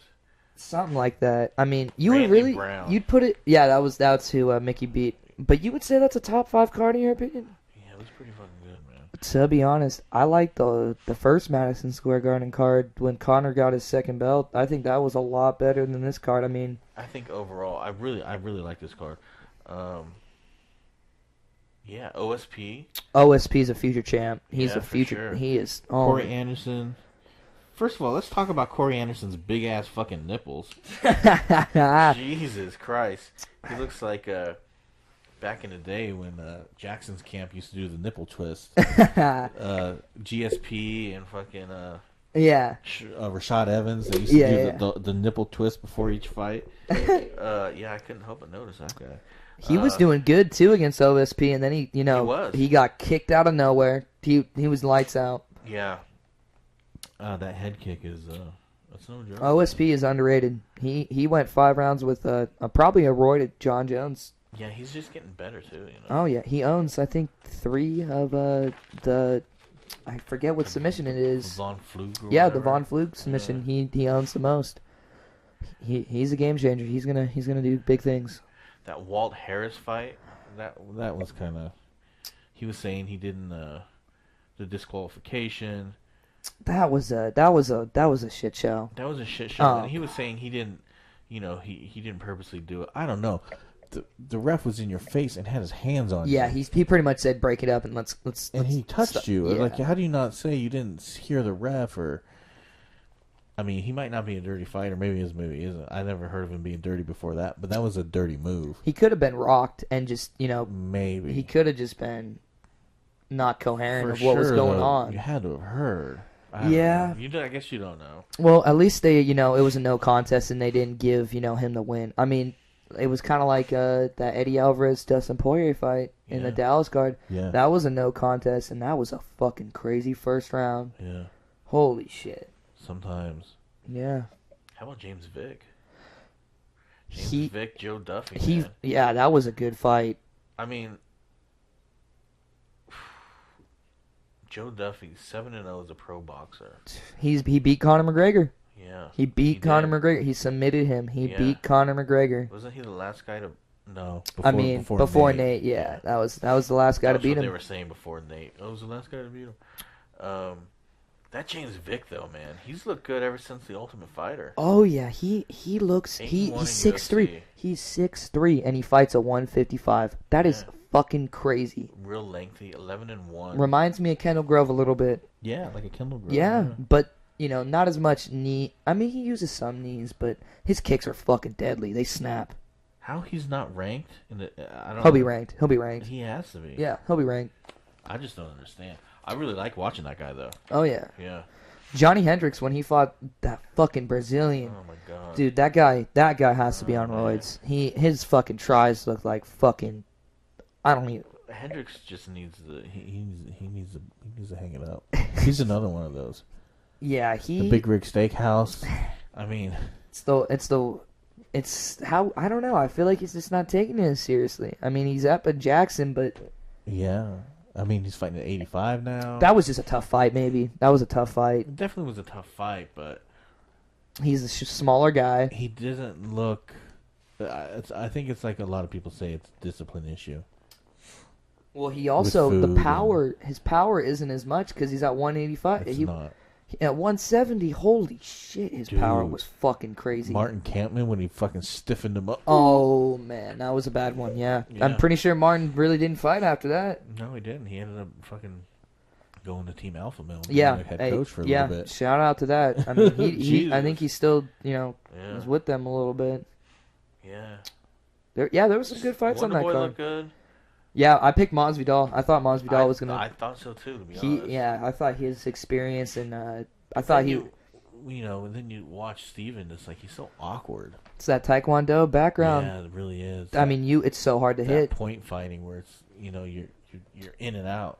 Was like it's his leg. He uses his leg as a all his distance. I mean, I feel like he hasn't been as crazy though with his kicks and his punches.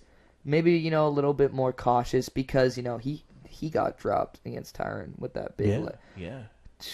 It makes you rethink things while you're in there. Oh, yeah. Sure. He's getting old, too. He's 32. I did not know that. Yeah, dude. He's not young. Yeah.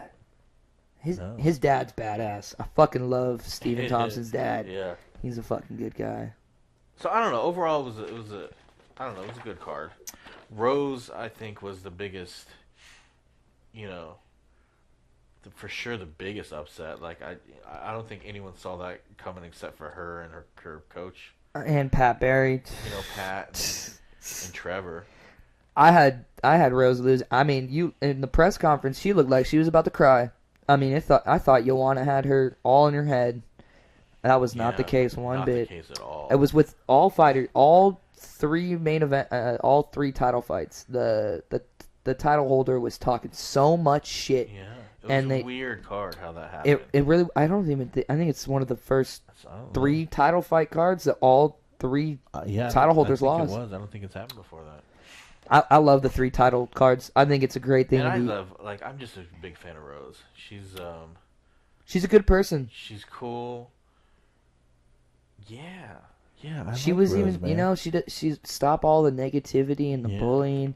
I mean, but that's the fight. She's a great singer. You know that? I did not know that. She's a fucking singer. Really? Yeah. Sometimes she'll post some some shit of her just waking up in the morning singing. Like she'll sing to Pat, like on her personal Facebook page. Yeah. She'll like wake him up with the sheets and shake him and say, wake up, my baby, and, singing the whole thing. Yeah. Yeah, she went to like school, like singing when she was younger. Yeah. Yeah, she was like a choir singer. Yeah, she went to like school for that. Damn. Yeah, legit voice. She's legit at fucking fighting. I'll tell you that. Holy shit. Sure. Yeah, and it was weird. Like the whole thing with to win it at 303. In her training center's 303 training center. Wait, 303 in the first round? 303 of the first round is when she won, and her training center's 303 training center. Really? So it's just weird coincidences. It was a weird card. It was a weird card. It was just a weird card. I mean, I mean, I don't know, man. I don't think it's the top 5 in my opinion. I mean, it's a great card, but the first New York event, I mean, that when it got first legalized. Just so much Yeah. hype. I mean, Connor against I can see Eddie, that. Steven, and the first. I mean, And that was. Connor versus Eddie. Oh, that was. First of all, let's go back to that. Precision. Precision I beats mean, power. Every time. Like, he hit him 4 times before he hit the floor. Oh yeah. Pieces. I mean, he ate a 4-piece. I mean, he Right, on his way down. Tap, tap, tap, tap. I mean, it was, yeah, no one's done that to Eddie Alvarez. Eddie And totally, he admitted, he said, I didn't know what was going on. I didn't know my game plan. It all went, I threw it out. I didn't know what was going on. Yeah. And once you get hit by that left hand, you forget. I mean, you forget what you trained for. Yeah. I mean, he wasn't listening to his coaches. Eddie's a slow starter too. Yeah, that's another thing. I mean, Mark Henry, that's another one I'd like to get on. yeah, he's a good guy. He trains some bad motherfuckers. Yeah, I think I might have had a couple conversations with him. Yeah. I'm gonna go through my list before we do this again and figure out how we want to structure this, and maybe really go over my list of contacts and just see who's feasible and who we can get on and who's current. Yeah. Like if there's a card coming up and I know a coach or a fighter on that card, if we can even, I mean, it's so hard because they're doing press. The coaches not as much though, so maybe the coaches we can get on like a week or two before the fights and just, a little something would be cool. Oh yeah. Phone interview, even 5-10 minutes while we're doing it. Would be cool. That'd be that would make my day. That'd be crazy. So we're gonna have to go over my list and see what we can really do about that. Oh yeah. Because Mark Henry's he's an OG too. And he's also does he own a restaurant? I think he owns a pizza joint. He makes apparently some of the best pizza in Jersey. Really? That's what the word is. Damn. I don't know. Damn. We gotta ask him about that. I know. So I don't know. And the Cody TJ fight, I got that one completely wrong. I thought TJ was gonna win. I did. I just thought he had more tools, but I didn't see it going like that. I really didn't. I don't know, man. I'm really just mad because I think I know what went down in the Team Alpha Male. I think I know what happened. I'm just I don't understand. He's a snake at the end of the day.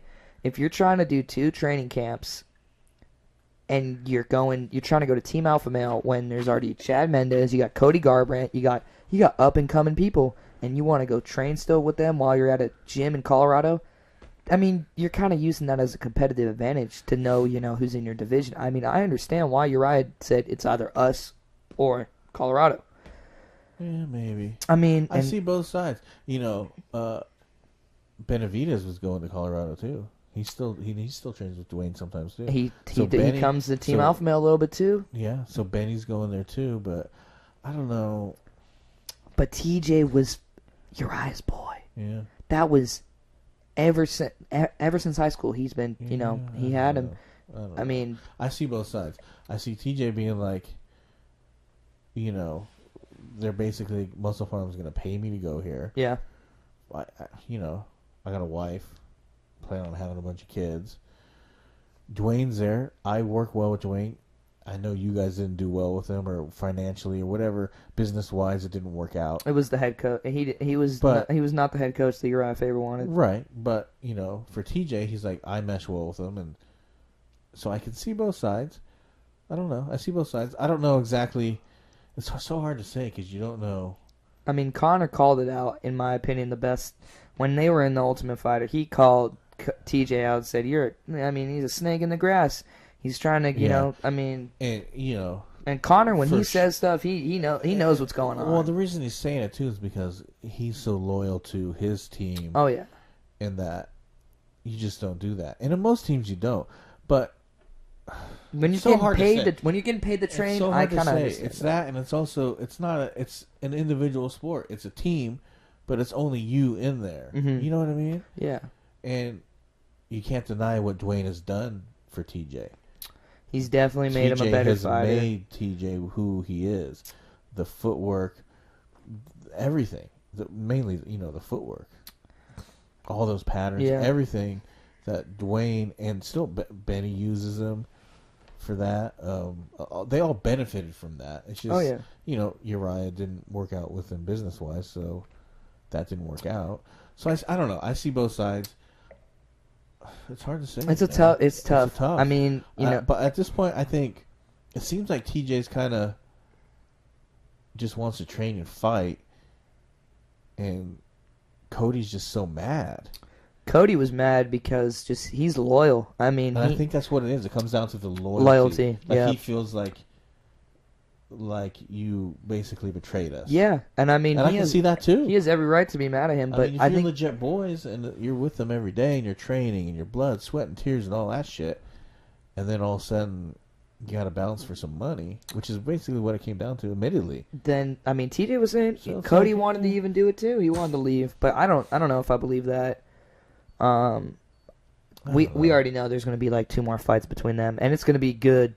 It's going to be nice. I can't wait. I mean, I think Cody needs to take a little step back and, keep on, fighting lower ranked guys. He's knock gonna him out. Work his way up. I mean, Dana even said it. Yeah. You're gonna have to work TJ worked his way up to get back to. I mean, he should have got a rematch with Cruz after he lost his belt. I agree. Yeah. Yeah. I mean, that's the UFC. When you lose that belt, it's hard to go back up. Unless you're this, Connor, some kind of outlier who has a little bit of pull. Unless you know how to sell a fight big time. Big time. Nate Diaz right there. Yeah. Yeah. I don't know, man. We're just going to have to see. Yeah, I mean, what happens. I definitely see 1 or 2 more fights between that, and I can't wait. I kind of want to see TJ honestly beat DJ so he can. I just want to see Cody get back to that title shot and beating him, but Demetrius, I mean, he needs these big fights. He's a big name. I don't know what else he's gonna do. I mean, you can't be fighting 125ers. I mean that's not good competition. Obviously, you've the division's stuck in the mud. You're the champ. He needs to do this, but then it's also like some people say. Maybe he doesn't want what all his fans want. Maybe he just wants to keep winning, low-level competition so he can make that fucking record, 20 title defenses. I don't fucking know. It's not going to, like, at the end of the day... It's not about the money. Maybe he doesn't want... I don't know. But how are you gonna view him when we're... At the end of the day, when he retires, how are we going to view him if he doesn't go up and wait, or if he doesn't fight a big name in that division and he just keeps on doing what he's doing? Not the same. I'm not going to look at... the same. It's like a GSP or, I mean, a lot of Randy Couture. I mean... I feel if you want to be considered the pound for pound, which, a lot of people put him at the best or at least the top 2 or 3, you want to be in that picture, you got to fight better competition. Yes. And that's why I think Conor McGregor's the best fighter. I mean, he takes the biggest risks. Every fight he takes is a big risk. 100%. There's no easy fights with him. He'll always he'll fight anyone. I mean, and people that talk shit about this or that, he's fighting anyone. Anybody, anytime. He's fighting who they put in front of him. But at this point too, it's like he's got to make financially the right decisions too. So I think any fight, those financially, it's a great decision. And I think also any fight's hard. There's no easy fights in the UFC. Only thing that's going to be if he decides to not fight MMA and fight Paulie or something. That I think that fight will happen in the near future. And it can after at least 1 or 2 MMA fights. Yes, he can't go back into boxing. If you go right into boxing now, dude, we're not gonna be happy. Yeah, Dana White's not gonna be happy. But financially for him, promoted if it's McGregor Promotions in boxing, he's going to make a shit ton more money fighting Paulie. Oh my gosh. Just a shit ton That's more a money. fight. I mean, you could sell that instantly. Yeah, and I'd watch that fight. I think he'd fuck up Paulie. I think he would fuck him up. Well, I mean, the proof is already there. Oh, yeah. The video's there. Paulie, he dropped Paulie. Yeah, Paulie was lying. He was lying the whole time. Or you didn't remember it correctly. I mean, yeah, whatever that's it was. The power of the left hand, man. I mean, it's just in the... Oh, man. He's got so many. That guy, I mean, out of any fighter, Conor McGregor's got so many. It's crazy how many options he has. Yeah. He's in control. He's been in control since he beat Aldo. Since he beat Aldo. Yeah, I mean, but now Aldo's fighting Max Holloway now. Second time. I saw that. I don't like that fight.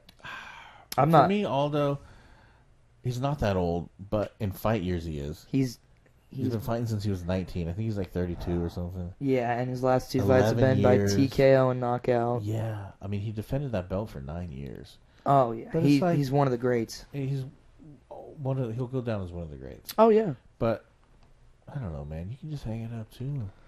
It's hard to tell these guys. You're gonna start getting this salty record. Before you know it, you're gonna start. I've lost 4 in a row. Yeah, and you're fucking, Chuck Liddell. Yeah, like Cowboy. How many fights has he lost in a row? 3? Oh, man, Cowboy. Like, you're not going to get cut because you're Cowboy, but... He's not going to get cut, but... I mean, that's not... Leonard Garcia, that's another one. Cowboy, one of Cowboy's best friends, training partners. They didn't cut him until he lost, I think, 5 or 6 in a row. I think it was 6. On his 6th loss in a row, they cut him. But he was the most exciting fighter because he would just swing at the fences. Yeah. Another guy... People aren't going to get cut, but like that, it's like, Leonard, what are you doing? Yeah. Like, dude... First of all, brain damage is not good. Oh, it's terrible, and it's and you're losing fights. What are you doing to you're giving your decent record just a salty record? Oh yeah, from your last year, 2 years fighting. Oh, it's frustrating. Chuck Liddell's another thing. He had like 2 or 3 losses, and then he had like 5, I think, towards the end of his career. Ended up being like 7 losses or 8 losses. I don't know. Dude, you were like 25-3 or something. Yeah. And then you end up being like 25-8 or I don't know, something like that. Yeah. It's like, dude, it's just frustrating as a fan. It's like, Yeah. I mean, now Travis Brown's on a 4-5 losing streak. Yeah, and I think he might be getting released soon. Who knows what's going to happen with him? I know that he has a domestic violence case going on. Yeah, that was interesting too. Ronda's still with him too, and they got married. They really lit him up when all that was happening. That's another one who I'm in contact with. When all that shit was happening, man, they were lighting him up. Apparently, that was thrown out. It wasn't true. Apparently, that there was no evidence, and it was just his ex trying to get back at him. I don't know how true that was. I mean, I saw pictures of her, and she definitely had a black eye. Could have been, but who says that he did that? It's very true. It's very true. But I mean...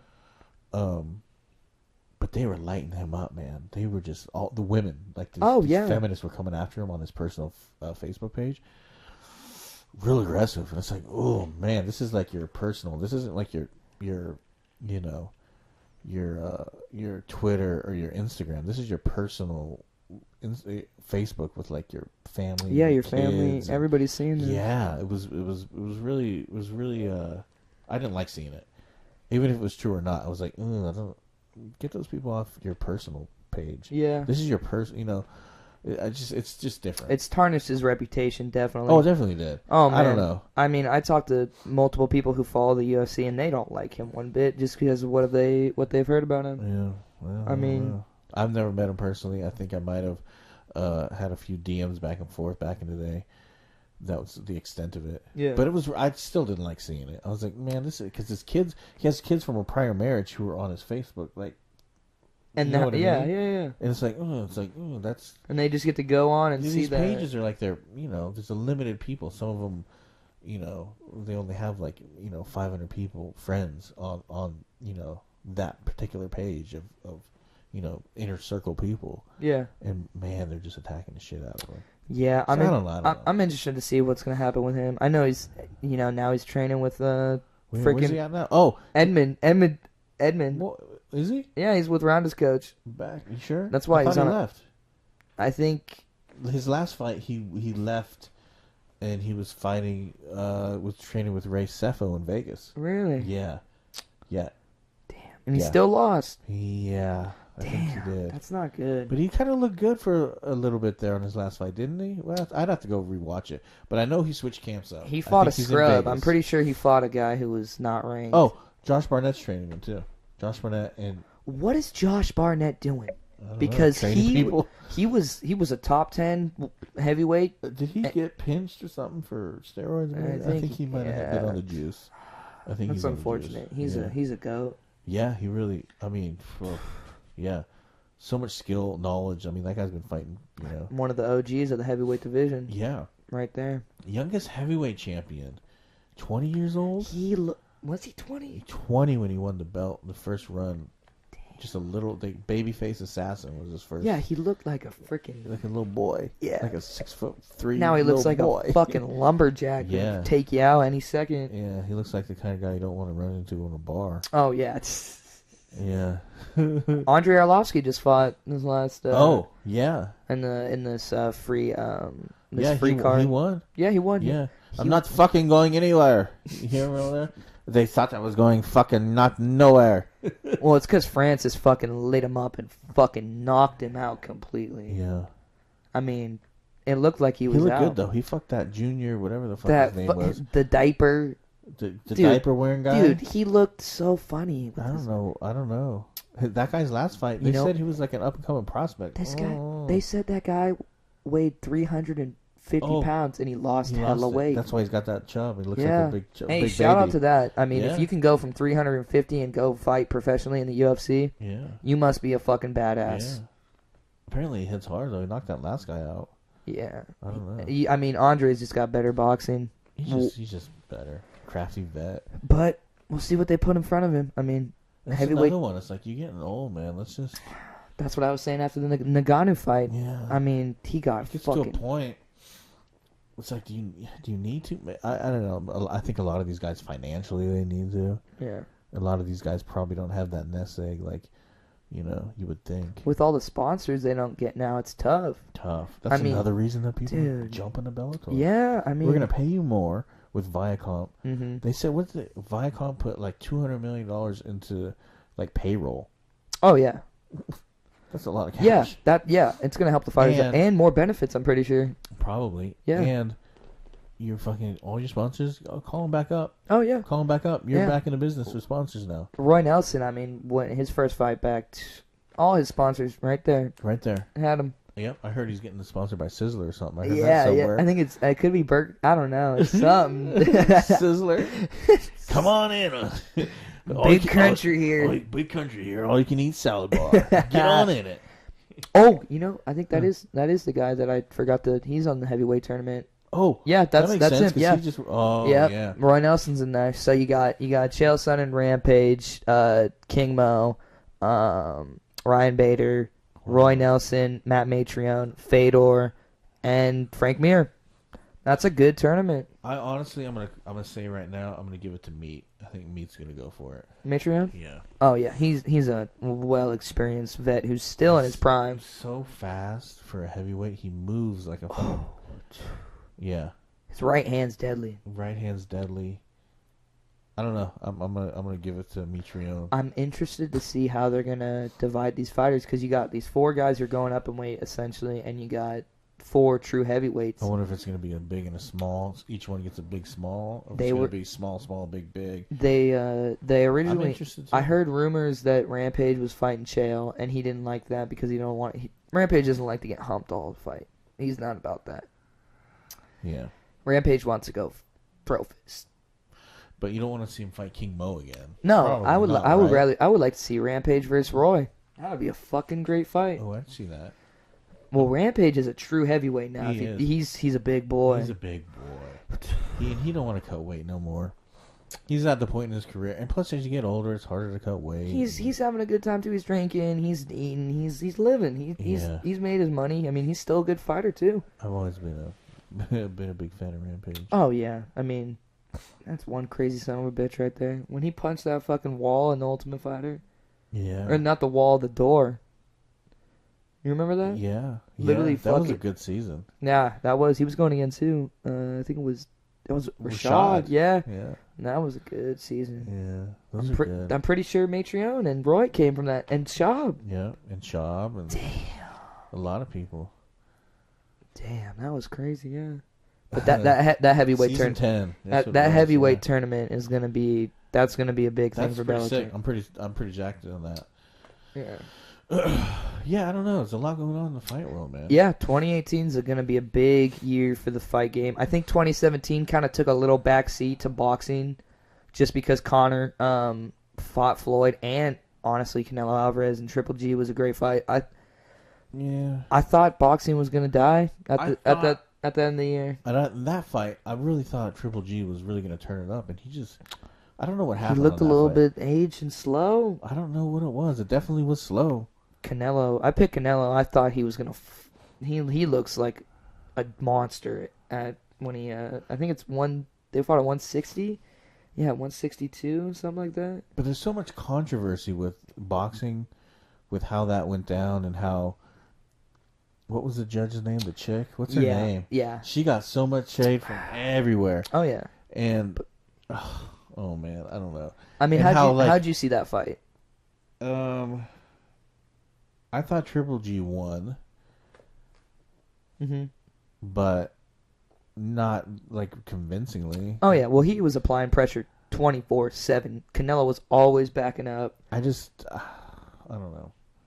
That was a good fight. I can't wait for the rematch. It was a good fight. That's gonna be a great fucking rematch. Good fight. I hope it's Triple G's a lot bigger. Oh yeah. A lot bigger.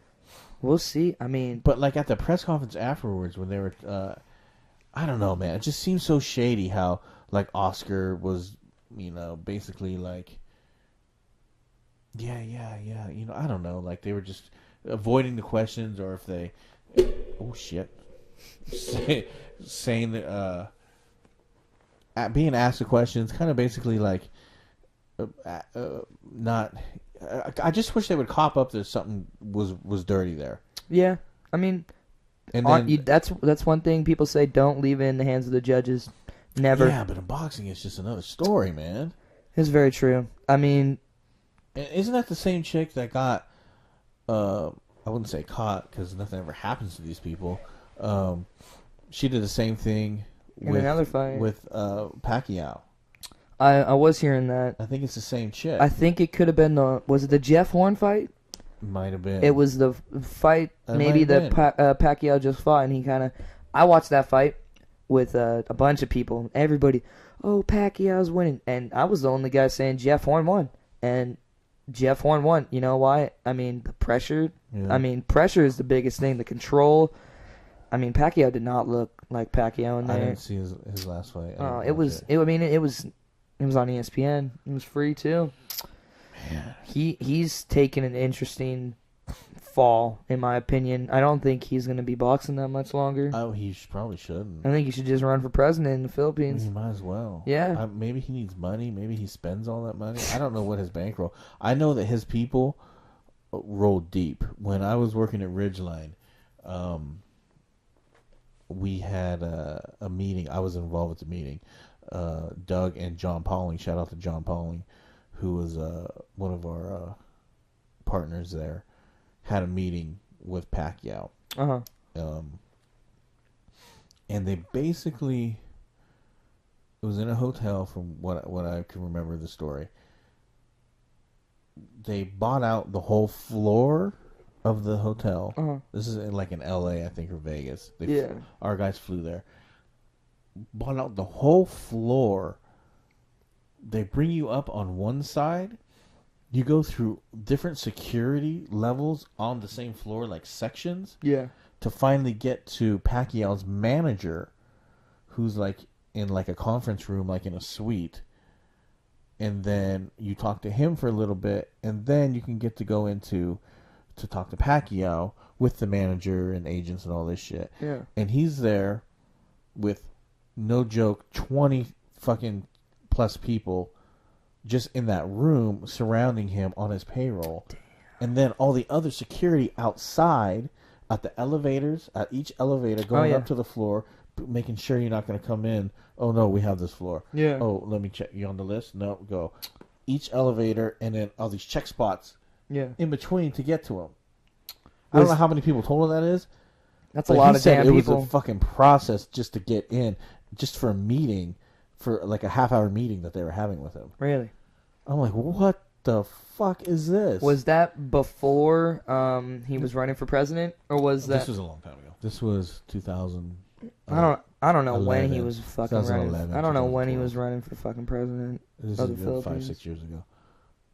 Damn. But I know all those people are on his payroll. Damn. So I'm wondering what his money's like. You got 30, 40, 50 people on your payroll every day, and you're paying them $50,000 a year, whatever the fuck. Yeah. That's a lot of money. Whew! I mean, he made a lot of money with that He made a lot, Floyd. But with that Floyd's Floyd the same thing. way. He's got, 8, 10, 20, 30 people deep on his payroll every day. It's like, And you know what? It really did show that he was low on money when he took the Conor fight. In my personal opinion, I don't know his financial situation, but like, I mean, the dude's made a lot of money. You retired. You had the biggest fight in the history of the fight game, and then you go fight Conor McGregor. I mean, kind of. Right. I mean, that's kind of telling. And how Conor's whole thing, you owe money, you to the IRS, the IRS, the taxes, and what was it, like $5 million he owed, or 25 mil? Was that what it was? It was 25 mil. Pay your taxes, man. Yeah. He's like, well, you don't think I got that money? Yeah, and the whole whole press conference. Maybe you do, maybe you don't, but pay your taxes. First of all, you're a shitty American. Yeah. For one. Yeah. Let's just get that out of the way. I mean, you beat women, all right, that's one thing. But now you're evading taxes, and nobody likes that, because we all got to pay at the low level. Oh, yeah. You know what I mean? Yeah, everybody's paying their taxes. Everyone's paying their taxes, and you're at a different tax break anyways, where you're getting the most breaks, you're paying the least. You're making the most, you're paying the least. That's how the whole system works. So pay your fucking shit. Yeah, yeah. I don't like that. It's uncalled for. I mean, he's done a lot of controversial stuff. That's why a lot of people don't like him. No. Strip clubs coming in with 30 fucking strippers and shit. I don't like the Mayweathers. I respect them, but I don't like them. I'll respect them.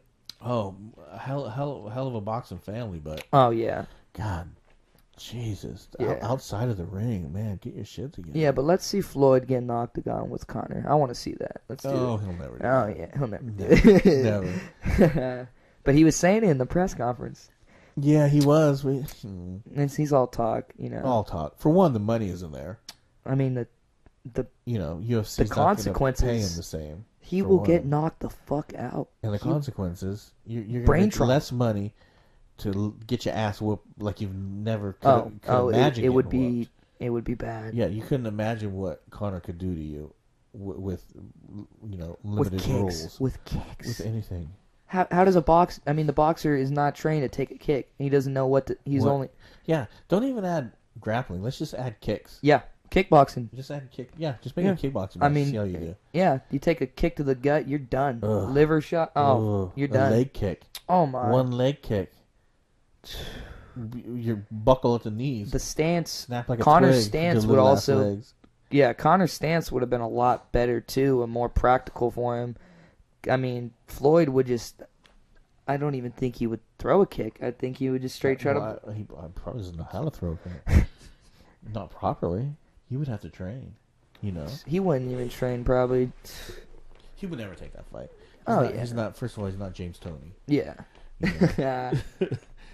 And it would go the same way as it did there. Yeah. Conor would either stand on the feet and kick him, or he would take him down and choke him out, or do whatever he wants to him. Really. Yeah, pretty much. But that chapter's sailed. That's over. He's retired. Who knows, man? He might need some money in 5 years and try to bring it back. And if he wants to fight McGregor in 5 years, that's who knows? Or 2 years? Who knows? It's so weird because these guys come out of retirement when they need cash. Yeah. And it's so easy to come out of retirement in boxing rather than, the UFC or anything like that. Unless it's an immediate, like within the next year, I kind of wouldn't want to see it. I would want to see it if Conor legitimately took like 6 months and really... Oh, yeah. Perfected his boxing craft. Brought up that fucking cardio, that boxing cardio, and win again. Yeah. I mean, this time I wish he had, I wish it was, another 3 months of training to really get that cardio up. Because I feel like it would have been just a different fight. He was getting gassed. At the beginning, he wasn't throwing those hard punches because he was trying to save his energy, conserve and shit. But it's like, man, I wish Conor just would have went in there, lit him up for 4 rounds, and if he didn't put him out, then you didn't put him out. And he was wasting his energy when he got to the back. You can see he'd evade and get to his Mayweather's back, and he'd hit the back of his head, Yeah. And he would get that MMA instinct of, I'm gonna get you from the back. But he was wasting his energy. It was gassing him. He was also air punching because with Conor, he likes that movement. Mm-hmm. Movement's the biggest thing. Mm-hmm. So with those air punches, he's moving to where he can get his power correctly.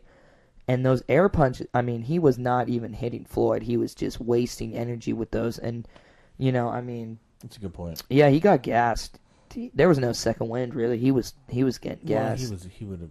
I would have liked to see what would have happened, but let's be real, he was gassed. Yeah, he was gassed. Yeah, he was gassed. Yeah. But I would, if a second fight was within, a reasonable time, within like a year, I'd like to see it again. I like to see it just because I'd like to see Conor with a full boxing camp. Oh yeah. Not 6 weeks for the best ever. Oh yeah, yeah. I would like to see that too. I would have liked that, but you got some work to do, my man, in the lightweight division. Yeah. You got this motherfucker Tony tied up, man. Yeah. You can't tie this fucker up anymore. He's got to fight soon. And he says Tony's it. I mean, that they're saying that Tony's it. He's taking that fight. Yeah. So I don't know. We'll see what happens. I want to see that fight. I think that's going to be a good fight. It's going to be a great fight. Tony's no joke. He is no joke, but I don't know how. I mean, Conor's going to have to sell that fight. Tony's not going to sell it. No. He's not going to talk in the press. He's going to just say all this stuff. I mean, Conor's going to have to, try to get mental warfare in his head, Yeah. Which I don't think it's going to work. No. I mean, Kevin Lee did a terrible fucking job trying to do that to Tony. How about Kevin Lee with that staff the size of fucking Canada on his chest? Hey, respect to Kevin Lee for fighting. For sure. Yeah, but, respect. Oh, Jesus. I mean, he must have been on antibiotics. Oh, yeah. I mean, he said he was. How, he said he was. Yeah. I mean, who knows how he felt? He said he that must have felt horrible. He said that weight cut. That could have been a completely different fight. Yeah. Oh yeah. If he Kevin Lee is no joke. He's no joke. He's a good fighter. And if he would have won, him and Conor could have been the fight. That would have been a big fight, just because of how Kevin Lee could talk shit too. How they both can go back and forth, and that would have been good, but shit didn't happen. Hey, but MMA gods didn't play that night. Yeah, Kevin Lee though, I think he's trying to adopt the whole Conor. Everybody's trying to be like Conor. But I think Kevin, out of everyone, could be a good close second. Yeah, I can see that. There's a few people who have that talk, and who people are trying. Ostermeyer, no time. It's no time. He's gonna be the light heavyweight champion in 2018. I'm calling it right now. But he's fighting. Who's he fighting next? Is he fighting for the belt? He's gonna fight DC. DC, yeah. We'll see. I got Ozdemir in that fight. I don't think DC can come back from that vicious KO. I don't think. Well, I don't know. We'll see. I think if he has to fight Gustafsson, there's going to be a different story. Well, I think Gus would wipe the floor with Ozdemir. Really? I think so. Well, I think the length definitely. The length is it, but he's fighting for the belt. Uzdemir's 15-1, and he's only seen the third. He fought other than he fought Jimmy Manuwa.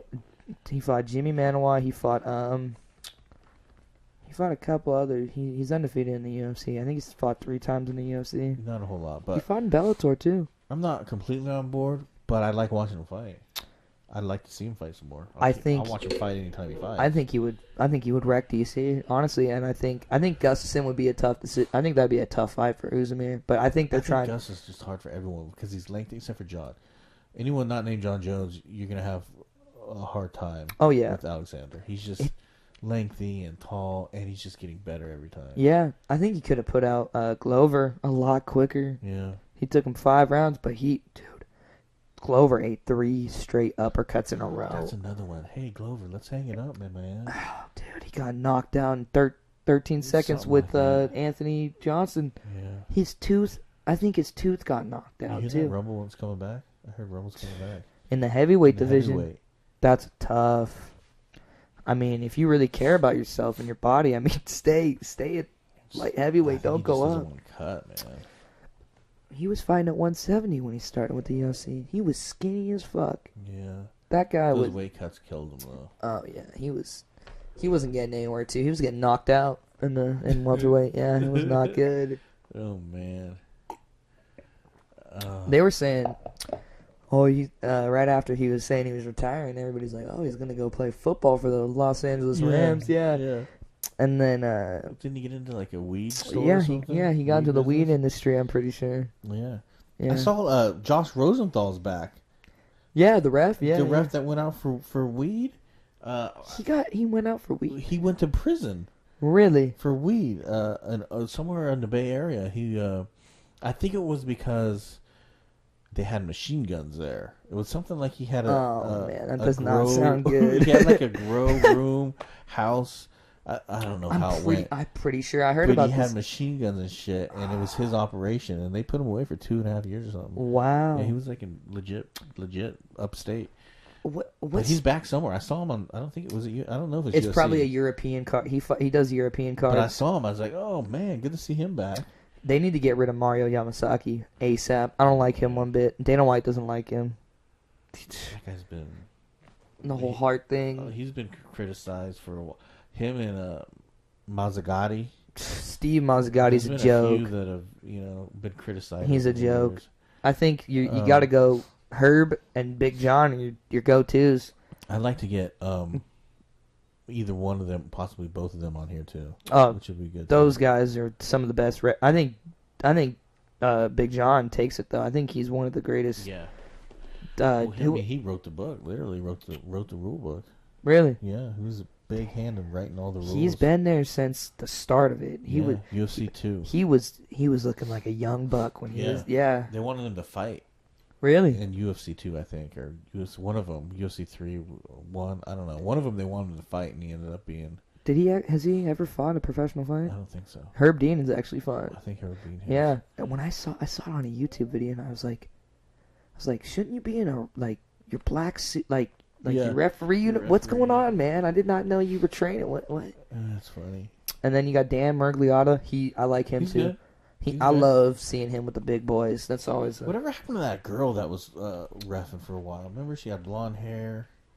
No, I don't. Was it when was she reffing? A couple of years ago. Oh, I forget who it was. Yeah, Mark Goddard. I mean, he's up Mark there. Goddard's good. There's a couple of those. What's the other guy? Herzog, Jason Herzog. Yes, yeah. Mm-hmm. It's hard. That's a hard job, man. I think they get paid good too. Yeah. When I first was, before I started getting into TV, I started trying to get connections in MMA because I was thinking I wanted to be either a judge or a ref. This is like 9 years ago. I was thinking, man, how can I get in? I'm a little old to fight. I could be a judge or a ref. And then, I ended up getting into TV and went a different route. But at first I was like, man, I'm trying to build connections on different people in the industry on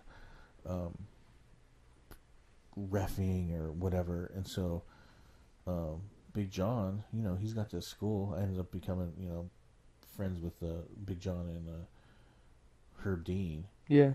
And they both have schools, I think. So you go to their school and you get certified. That's what most ref organizations do. I was a soccer ref for up here in Auburn, and I went to a school and I had to take a test. And one of the referees that taught me, he actually did a couple FIFA games. Okay. So that's what usually happens. You have a person who has done competitive, like high up, and they'll have a class, and you have to pass the class, and then Well, that makes sense. Yeah. Which is I mean that's definitely who you want to learn from. One of those guys if you're gonna be a ref in these lower level, all the way up to UFC level refs. You got to know what the fuck you're doing. Oh yeah. Yeah. And that's a hard job, man. It's getting better. People get pissed when you make the wrong decision, but shit's happening so fast. It's getting better, though, because now they have replay. If they use instant replay, yeah. But like this last card, didn't they have it and they didn't use it? It was the ear kick on Curtis Blades fight. It was an ear kick on that? They kicked him. He beat the shit out of some Russian cat. I forget the guy's name. And it was that heavyweight, right? Yeah, he was getting up. And he kicked him, and he just flicked the ear. And then the Russian's like, oh, no, I cannot fight. fight. Oh, yeah. And then they went back and they said, oh, you beat him so bad from before that. But it was like they ended the fight right there, and they instant replayed it. And they're like, well, he hit him. Well, was it like a fight ending? Yeah. No, it wasn't. But he still gave up, and they let it go or something. I don't know. That guy, that Russian, yeah. I'm pretty sure he's fought like at least 60. Dude, salty record. Yeah, well, he has about... No, he's got a good record, I'm pretty sure. I thought it was a little salty. I think he's got like 50 wins. 52, 18, and something, I think. Hey, that's... What the fuck is that's that? pretty damn good. I guess so, but still, who knows where those fights were? There, Oh, Russia. What the fuck was it? I know. I just said 52-10-1. I'll take that. I'll take that. Olenkini. I don't know the words. I don't know the name. You're right. That's not bad. 52-10. I'll take that. That's a. I mean, it depends where you're fighting, but that's a good record.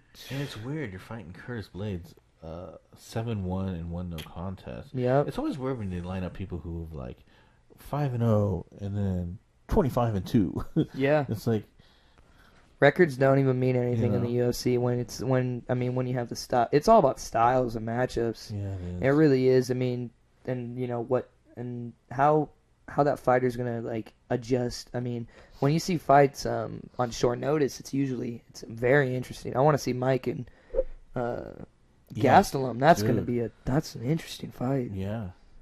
I got Gastelum, honestly. I think I like him. I think it's tough for Mike. You just got choked out, put to sleep, and now you're trying to fight in China. Oh my god! Hey, he's a warrior. Hats off to him. I respect what he's doing, but it might not be the smartest thing. And it's just like a lot of these fighters, I think, when they have so much going on. You know, he's doing the UFC tonight.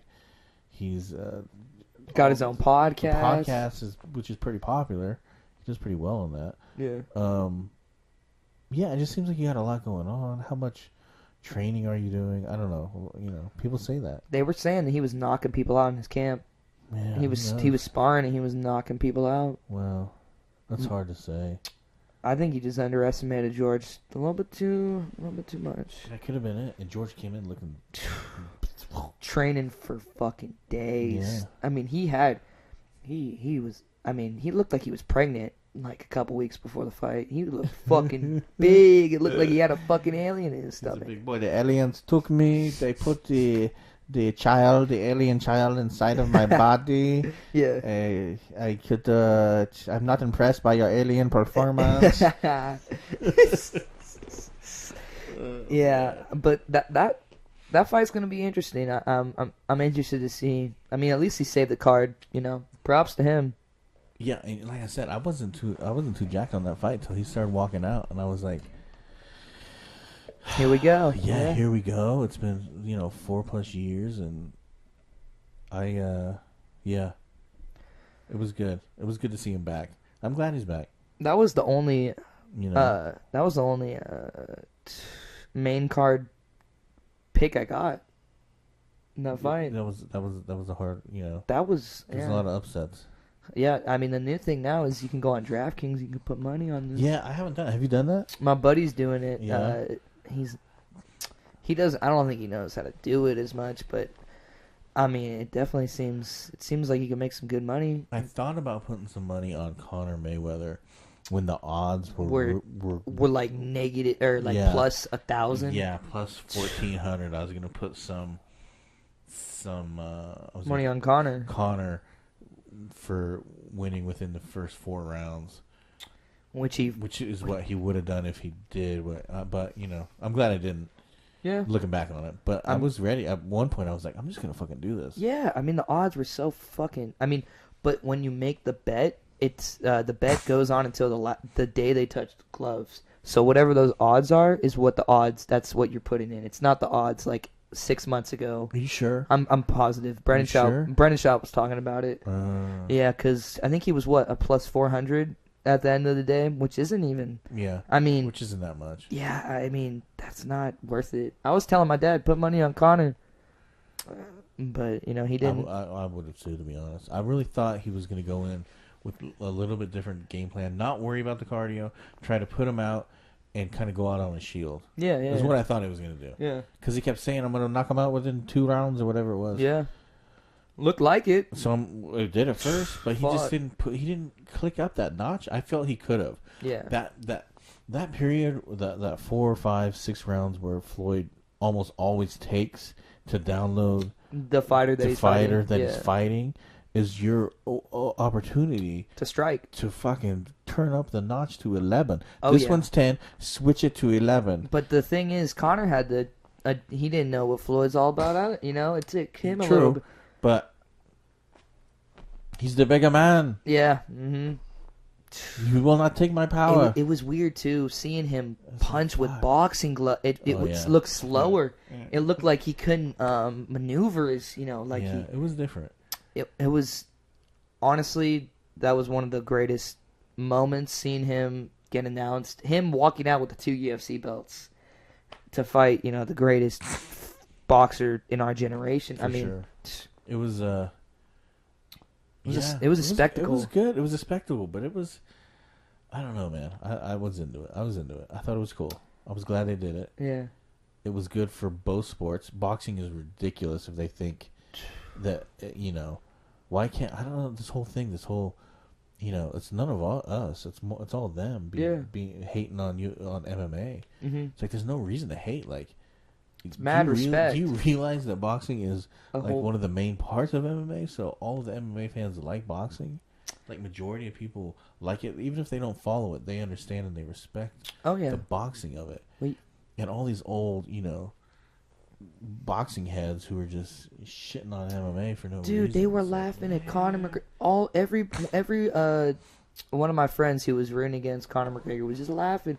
He's a bum. He got outclassed. He got schooled. I'm like, okay, yeah, he did. But this guy trains wrestling, jiu-jitsu, kicks, striking. He trains. He landed more punches than Pacquiao did. Yeah. I mean, nobody looks at that. They're all. He got pieced up. That was his professional debut. Yeah. It's so weird. He was fighting the best ever on his professional debut, and he landed more than Pacquiao did. He landed the second most strikes with 10 less rounds than Pacquiao. What? No, 2 less. 2 less. Yeah, 2 less. Yeah. 10. Yeah. Damn. 10 rounds he landed more than Pacquiao did. I think he landed 114 on him. But, how many did they count of him barely touching his, I don't know. I don't know. All I know is he put up a fight. I mean, that was it was good to see it, man. It was good for both sports. Made both sports money. It's ridiculous. Boxing the whole argument between the two is dumb. Yeah, I like them both. I've been watching boxing since I was a kid, man. Boxing since the '80s. Mike Tyson. I used to watch Mike Tyson pay-per-views. I couldn't even imagine. Dude, Michael Spinks. I remember was the first one I saw. And everyone was pissed because he beat him like in a minute and 30 seconds. And they paid all that money. All that money. Wait, was that guy from Boston? Spinks? Yeah. Was he white? No, black guy. Oh. His brother was a former champion, and Spinks was fighting Michael Spinks, Mike Tyson, and Mike knocked him out in like a minute 36 or something. And people paid all that money for the pay-per-view. Or you had people over. I remember like I remember that when I was at my neighbor's house, and my neighbor's dad had all his friends over. Mm-hmm. And it was just, there's 20, 30 people there for the pay-per-view, and they don't have an undercard. Oh, yeah, it's just that one fight, right? Dude, they might show one fight, but it was pretty much just that fight. And all these people come in, you're meal, pizza, whatever the fuck is going on, and it's like a minute 30. Yeah, I was like, that's what my dad was 10 saying. years old Whenever my grandpa would get those fights, he would be watching them, and they'd be done like that. Mike Tyson fights were just notorious like that. And then I remember I illegally I had a black box. How did I do it? Tyson. No, that was no. That was the Lennox Lewis Tyson. That's the one I illegally streamed. Really? The Tyson Holyfields. Both of those ones I watched on pay-per-view too. Oh man, I couldn't imagine that watching like live and seeing his ear get bit his ear off. I mean, tough. I saw all those pay-per-views. Did he get suspended for that? I don't know how it worked. Dude, to be honest, I know he got fined. Yeah. And I remember probably a bunch of community service too. It was a big deal at the time. Yeah. Because Tyson made $35 million, and Holyfield only made $30. But I remember at the time it was the biggest payout for fighting ever. Mm-hmm. Looking back on it now, it's like, man, that's not a lot. It's not a lot compared to what's going on with Floyd. You know what I mean? Yeah. And Tyson and Holyfield both blew through all that fucking money. You ever seen Holyfield's house? I have not. It's a 112-room, like, hotel mansion.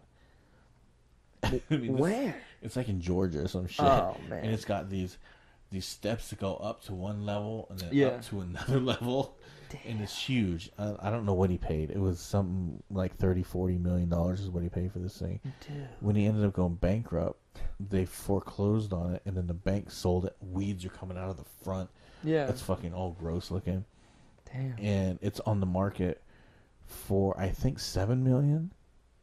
And it started off like $40 million or something. Hey, somebody who's rich is gonna swoop that up. Swoop that fucker up. Yeah. But it's like he even said himself, he's like, I just couldn't have enough. I needed more. He's like, I had 112 rooms. He's like, what did he say? Something like, I had 36 bathrooms. Some shit like that. He was probably having. He's like, what do I need 36 bathrooms for? Like looking back on it, he's like, what the fuck was I thinking? And it's all these people that make money. You ever see that 30 for 30 on the Broke? Yeah, I've seen that. Yeah, dude. It's a lot of NFL players. A lot of NFL, NBA, MLB. It's just sad. MC Hammer, that happened to MC Hammer. Yeah. MC Hammer said he had gold faucets and gold toilets, solid gold. Why do you need He's that? like, why do I need, looking back, he's like, why did I need gold faucets? He's like, why did I need 16 cars? Because they wanted to impress, they wanted to be the... Because, they wanted to be the shit. You wanted to be the shit. You know, you grew up poor, and now you're rich. And yeah. That's what I'm kind of interested to see. What's going to happen with Connor and this money, you know? Yeah, I wonder if he's going to be smart with it, or if he's going to blow through. I don't know, He spends a lot of money, I know that. Yeah, those fucking Rolls Royces and shit everywhere. Well, he got 2 of them for free, I'm pretty sure. We had those ones. Where was it at? Was when he went to Toronto. It was when they were doing the press tour. For the Mac Man? Yeah, and he had one of his... Are you talking about when he had the Gucci robe or the Gucci fur coat? No, wasn't that New York? That was New York. Or that was It was when they were in Toronto. Yeah. And something, fuck, I'm trying to remember. He has I'm pretty sure Toronto's the city. He has a Rolls Royce there and in multiple cities where he keeps it there, and he has a guy who keeps his Rolls Royce going just ready to go? Just ready to go in certain cities. Damn. And the guy was saying it. It was an interview. Somewhere I saw this.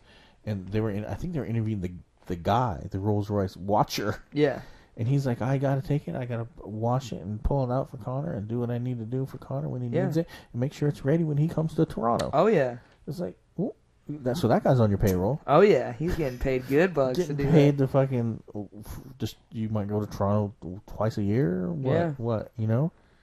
It's really when weird. He was on when he was in the New York card, Rolls Royce gave him 2 Rolls Royces, one for his first belt and one for his second belt. Wow. Because he said, I'm gonna win both belts, and I'm gonna be in one of the Rolls Royces with one of the belts. And wow. Yeah. Well, it's it's good promotion for them too. What's sponsored by? He's sponsored by Rolex. Yeah. He's sponsored by some of the most fucking expensive shit. He's done well with himself. Yeah. What a good story. So that movie is it go with the whole backstory? Does it show like him when he was like on welfare, like they say 4 years ago, or is it no? So we were kind of late a little bit, and when I walked in, they started like 3 weeks before the 189 fight with Aldo. I think they showed like within the movie they showed multiple clips of him with his girlfriend and like, you know, when they were younger and when he was saying how much he was gonna make and what he was gonna do. You know, they were doing that, but it went. He's been with that girl forever, right? Same dude. I'm pretty sure they met online, like when he was a scrub. Wow. Yeah, and like, so it started off 189, and then they went down to that, and then they went to the 194. They went to 202. They went to they went to 196, then 202. Mm-hmm. It was very fluid, and like they took a lot more time when he like for the Aldo fights, because that took a lot of time out of his life. He went on a 1-year world tour. Yeah, that was fucking crazy. I mean, that's a lot of energy, time. Yeah, he went to fucking Brazil. Yeah, the movie was great. I would recommend it to anybody. I mean, it's a lot of stuff that I didn't see, and I watched a lot of like videos involving Connor and what he has done in his life. Yeah. A lot of the stuff I saw was new. Honestly, it was great. That's cool. I'm about to check it out. Yeah, I don't think it's showing in theaters anymore. But yeah. I mean, look at he's probably making stacks off that. Find it online or something. Yeah. Yeah, for sure, man. Yeah. A lot going on. It's a good time to be a fight fan. Oh yeah, it's going to be a good year. I think this next year is going to be good. I'm excited. I'm excited to see what's going to happen with Bellator. I mean, the only thing I watch, I used to watch every MFC, FFC, all these small organizations, these regionals, and I haven't watched them in years. I just haven't had time. Yeah. So now it's just UFC and Bellator is really all I'm going to watch. Or sometimes Glory, or occasionally I'll watch Jiu-Jitsu. I'll watch like Eddie Bravo Invitational. I want to get I don't know how to get it. No, I haven't. It's on Fight Pass. There's one coming up right now. Yeah, on Fight Pass. You can do a little jump and turn and get it for free online. Oh, yeah. Yeah. So I hear. But I know, yeah, it's on Fight Pass. Yeah, no, I saw it. Then they did the Snoop cast with Uriah Faber. Yeah, I tried watching that. I couldn't get into it. Really? Yeah. Dude, there's some of the fucking guys they had were killers. On the Contender show? Yes. Was it on the show? Fucking killers, Yeah, bro. I didn't watch the show. I heard the show was good. Holy shit. But the Snoop cast I tried listening to, and well, he doesn't know what the fuck he's talking about. It's like they're trying to recreate, almost like, the fighter and the kid, or like a fight companion. It's like they're trying to create the fight companion, and you can't really create it that's not organic. Like the real fight companion is organic. They're all real friends, this and that. Yeah. It felt not very genuine to me. I think personally. him and Uriah is a good team. I like it. I don't like how Snoop's saying all this shit behind the scenes about the UFC. Yeah, how he's saying fuck McGregor and all that shit. Yeah, like come on, bro. Motherfucker. Yeah, like. Yeah, ninja. Yeah, you're getting paid by Dana White. You better say good fucking things. It's weird. Yeah, it's like you're somewhat of an employee of the Zuffa, UFC. Yeah, it's like you're kind of talking shit when McGregor lost, like really talking shit. Oh, he was fucking going on. And all you hear in the background, "Hey, you got one more rib."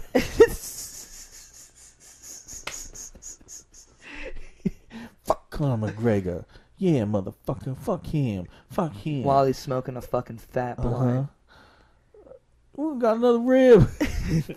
And I'm thinking, man, I wish I was at that party. Yeah. Oh, man. I like ribs, too. Oh, man. I just had some ribs at Dickie's Barbecue Pit. Woo-hoo. Shout out Dickie's. Shout out. Man. Yeah, I don't know. it's a crazy world. Oh, yeah. Crazy world. It's a good time to be a fight fan. Oh, it's a fucking great time. I think 2017 was a little bit, it was all right. It started off rough. Well, they're saying, Dana White's claiming it's the most profitable year. Other people are saying it's not. I don't think it is. I really don't. But he's counting all the revenue they got from the Mayweather fight. Oh, well, no shit, then it's going to be He's counting it as Zuffa boxing as a part of it. Okay, well, that makes sense. So I guess that makes sense. But as far as pay-per-view numbers for the UFC, no, it's not been good. MMA, it's been fucking shit. The worst. I mean, your stars haven't fought. Madison's out. Yeah, Madison Square Garden was the biggest card of the year. I mean, the biggest pay-per-view. Do you know what the numbers were? I didn't even hear. Over 1 million. Oh, was it? It was fucking really good. Well, that's good for them. It's because GSP was on it. I mean, Cody Garbrandt and TJ fighting. That's a big sell. Yeah. There's a lot of, bad blood. Bad blood, legit bad blood. Oh, dude, they fucking hated each other. They still do. Yeah. Even though Cody's, he thinks he's a better fighter than him still. I think he is too. Yeah, I don't know. I guess only time is gonna tell. With they'll fight 3 times. Yeah, they're definitely they're young too. I don't have they're both great, and I don't really care which one wins. I just want to see good fights. Yeah, for the most part, good fights. Almost not all the fights. I most of the time don't care who wins as long as I'm seeing good fights. Yeah, well, I'm always gonna root for Team Alpha Male. That's the local team. I always support them, and if Cody's on Team Alpha Male, I'm gonna root for him. I mean, TJ is not. Yeah, I'm always rooting for your boy Uriah Faber. He's a good guy. Yeah, Faber's really he's done out of all the pioneers. Yeah, all the pioneers. He's really done well financially. I mean, because he, invests in all the real estate, flips houses. Mm-hmm. He's got his own training gyms. Houses. He's got a bunch of gyms. With the apparel. I mean, he's got, He's a great recruiter too. Yeah. Dude, he's in high schools, every high school in Sacramento district. Yeah. He's in there. He's trying to figure out who's going to be the next T.J. Dillashaw. Yeah. I mean, he's done good. He's done good with his career. So. Yeah, he's one of the great pioneers. Yeah. Yeah. I've always been a fan of his. Yeah. Yeah. Yeah. So I don't know, man. I guess we need to figure out a format of what we want to do, and maybe, get back together and. Yeah. Figure out what we're gonna do exactly. Yeah, we're gonna come up with a good plan, I think. Oh yeah. As far as gearing a specific show towards MMA and fighting, and what we're gonna talk about in the day. I mean, we can ask you guys what we want to talk about. Yeah, we can do. Once we start getting the following going, I think we can. There's a lot of potential we can have. Yeah, this is our first podcast together. I mean, yeah, this is my first podcast ever. It's kind of fun, man. Yeah, I love it. I'm glad having you on. I haven't seen you in a while, so. Yeah. It's not too many people I can, in my everyday life that I can, shoot the shit with fighting with. Oh, a few people, most people don't know, they get tired of me talking about it, so. Dude, I cannot stop talking about the UFC once I start talking about it. Yeah. Or anything fight related. I love it. I do too, man. Yeah. It's just so entertaining. I don't follow any other sports. I used to, and then I didn't. Once you see, someone get head kicked, knocked out cold, it's hard to get excited over someone throwing a ball in a rim. Yeah. Or passing a ball through the end zone. It's kind of like, well, you threw a ball. The other guy caught it. Wow. Yeah. Wow. It doesn't do anything for me. After seeing, Lyoto Machida fucking crane kick Randy Couture's tooth out. Holy fucking shit, that was fucking crazy. You oh see my god. That, and it's just other sports don't. For me personally, I just don't follow those sports. I feel like I did at one point, and no, I don't. I feel like the MMA is the most pure competition and test of your physical ability and your mental ability. More mental, in my opinion, honestly, with how much the press conference. Just being in that ring with all these fucking crazy people, just fucking another trained killer who's trying to knock your head off. Yeah, there's no easy matches in the UFC. I guess there's definitely levels to the game, but I mean, there's no easy matches. There's a chance that anyone at any time in that cage, if you're in there with them in the UFC, could knock you out cold. Yeah, it's a fight. Anything can fucking happen. Any day of the week, the number 10 guy can knock out the number 1 or the champion. Yep. By luck or whatever. Well, we think it's luck, but it's not. Behind the scenes, those fuckers are training their fucking ass off. It's like when you get caught. He caught me with a lucky punch. Well, did he throw that punch and try to hit you in the face? Yeah. Well, he did. Okay, well, he did his job. It's not luck. Yeah. So it's just weird. Yeah. But yeah, we're gonna figure out a format and bust a couple more of these out, and then once we get a roll, I'm gonna really try to start inviting some. I want to do fight. People. Yeah, I want to watch live fights and commentate on it. If we can get live going, that'd be cool. Video eventually. Right now, the setup's just audio, and I don't know until some Monday starts coming in, we're gonna have to just stick with audio. Yeah. But I think we just need to come up with a plan, and yeah. I think the first move is gonna be really getting comfortable. With the audio recording, and then getting some phone calls in from some old connections I have, who are currently still doing their thing in the business. So yeah. We can get that going. That'd be a good start. I would love to ask those people questions. Honestly, for sure. So yeah.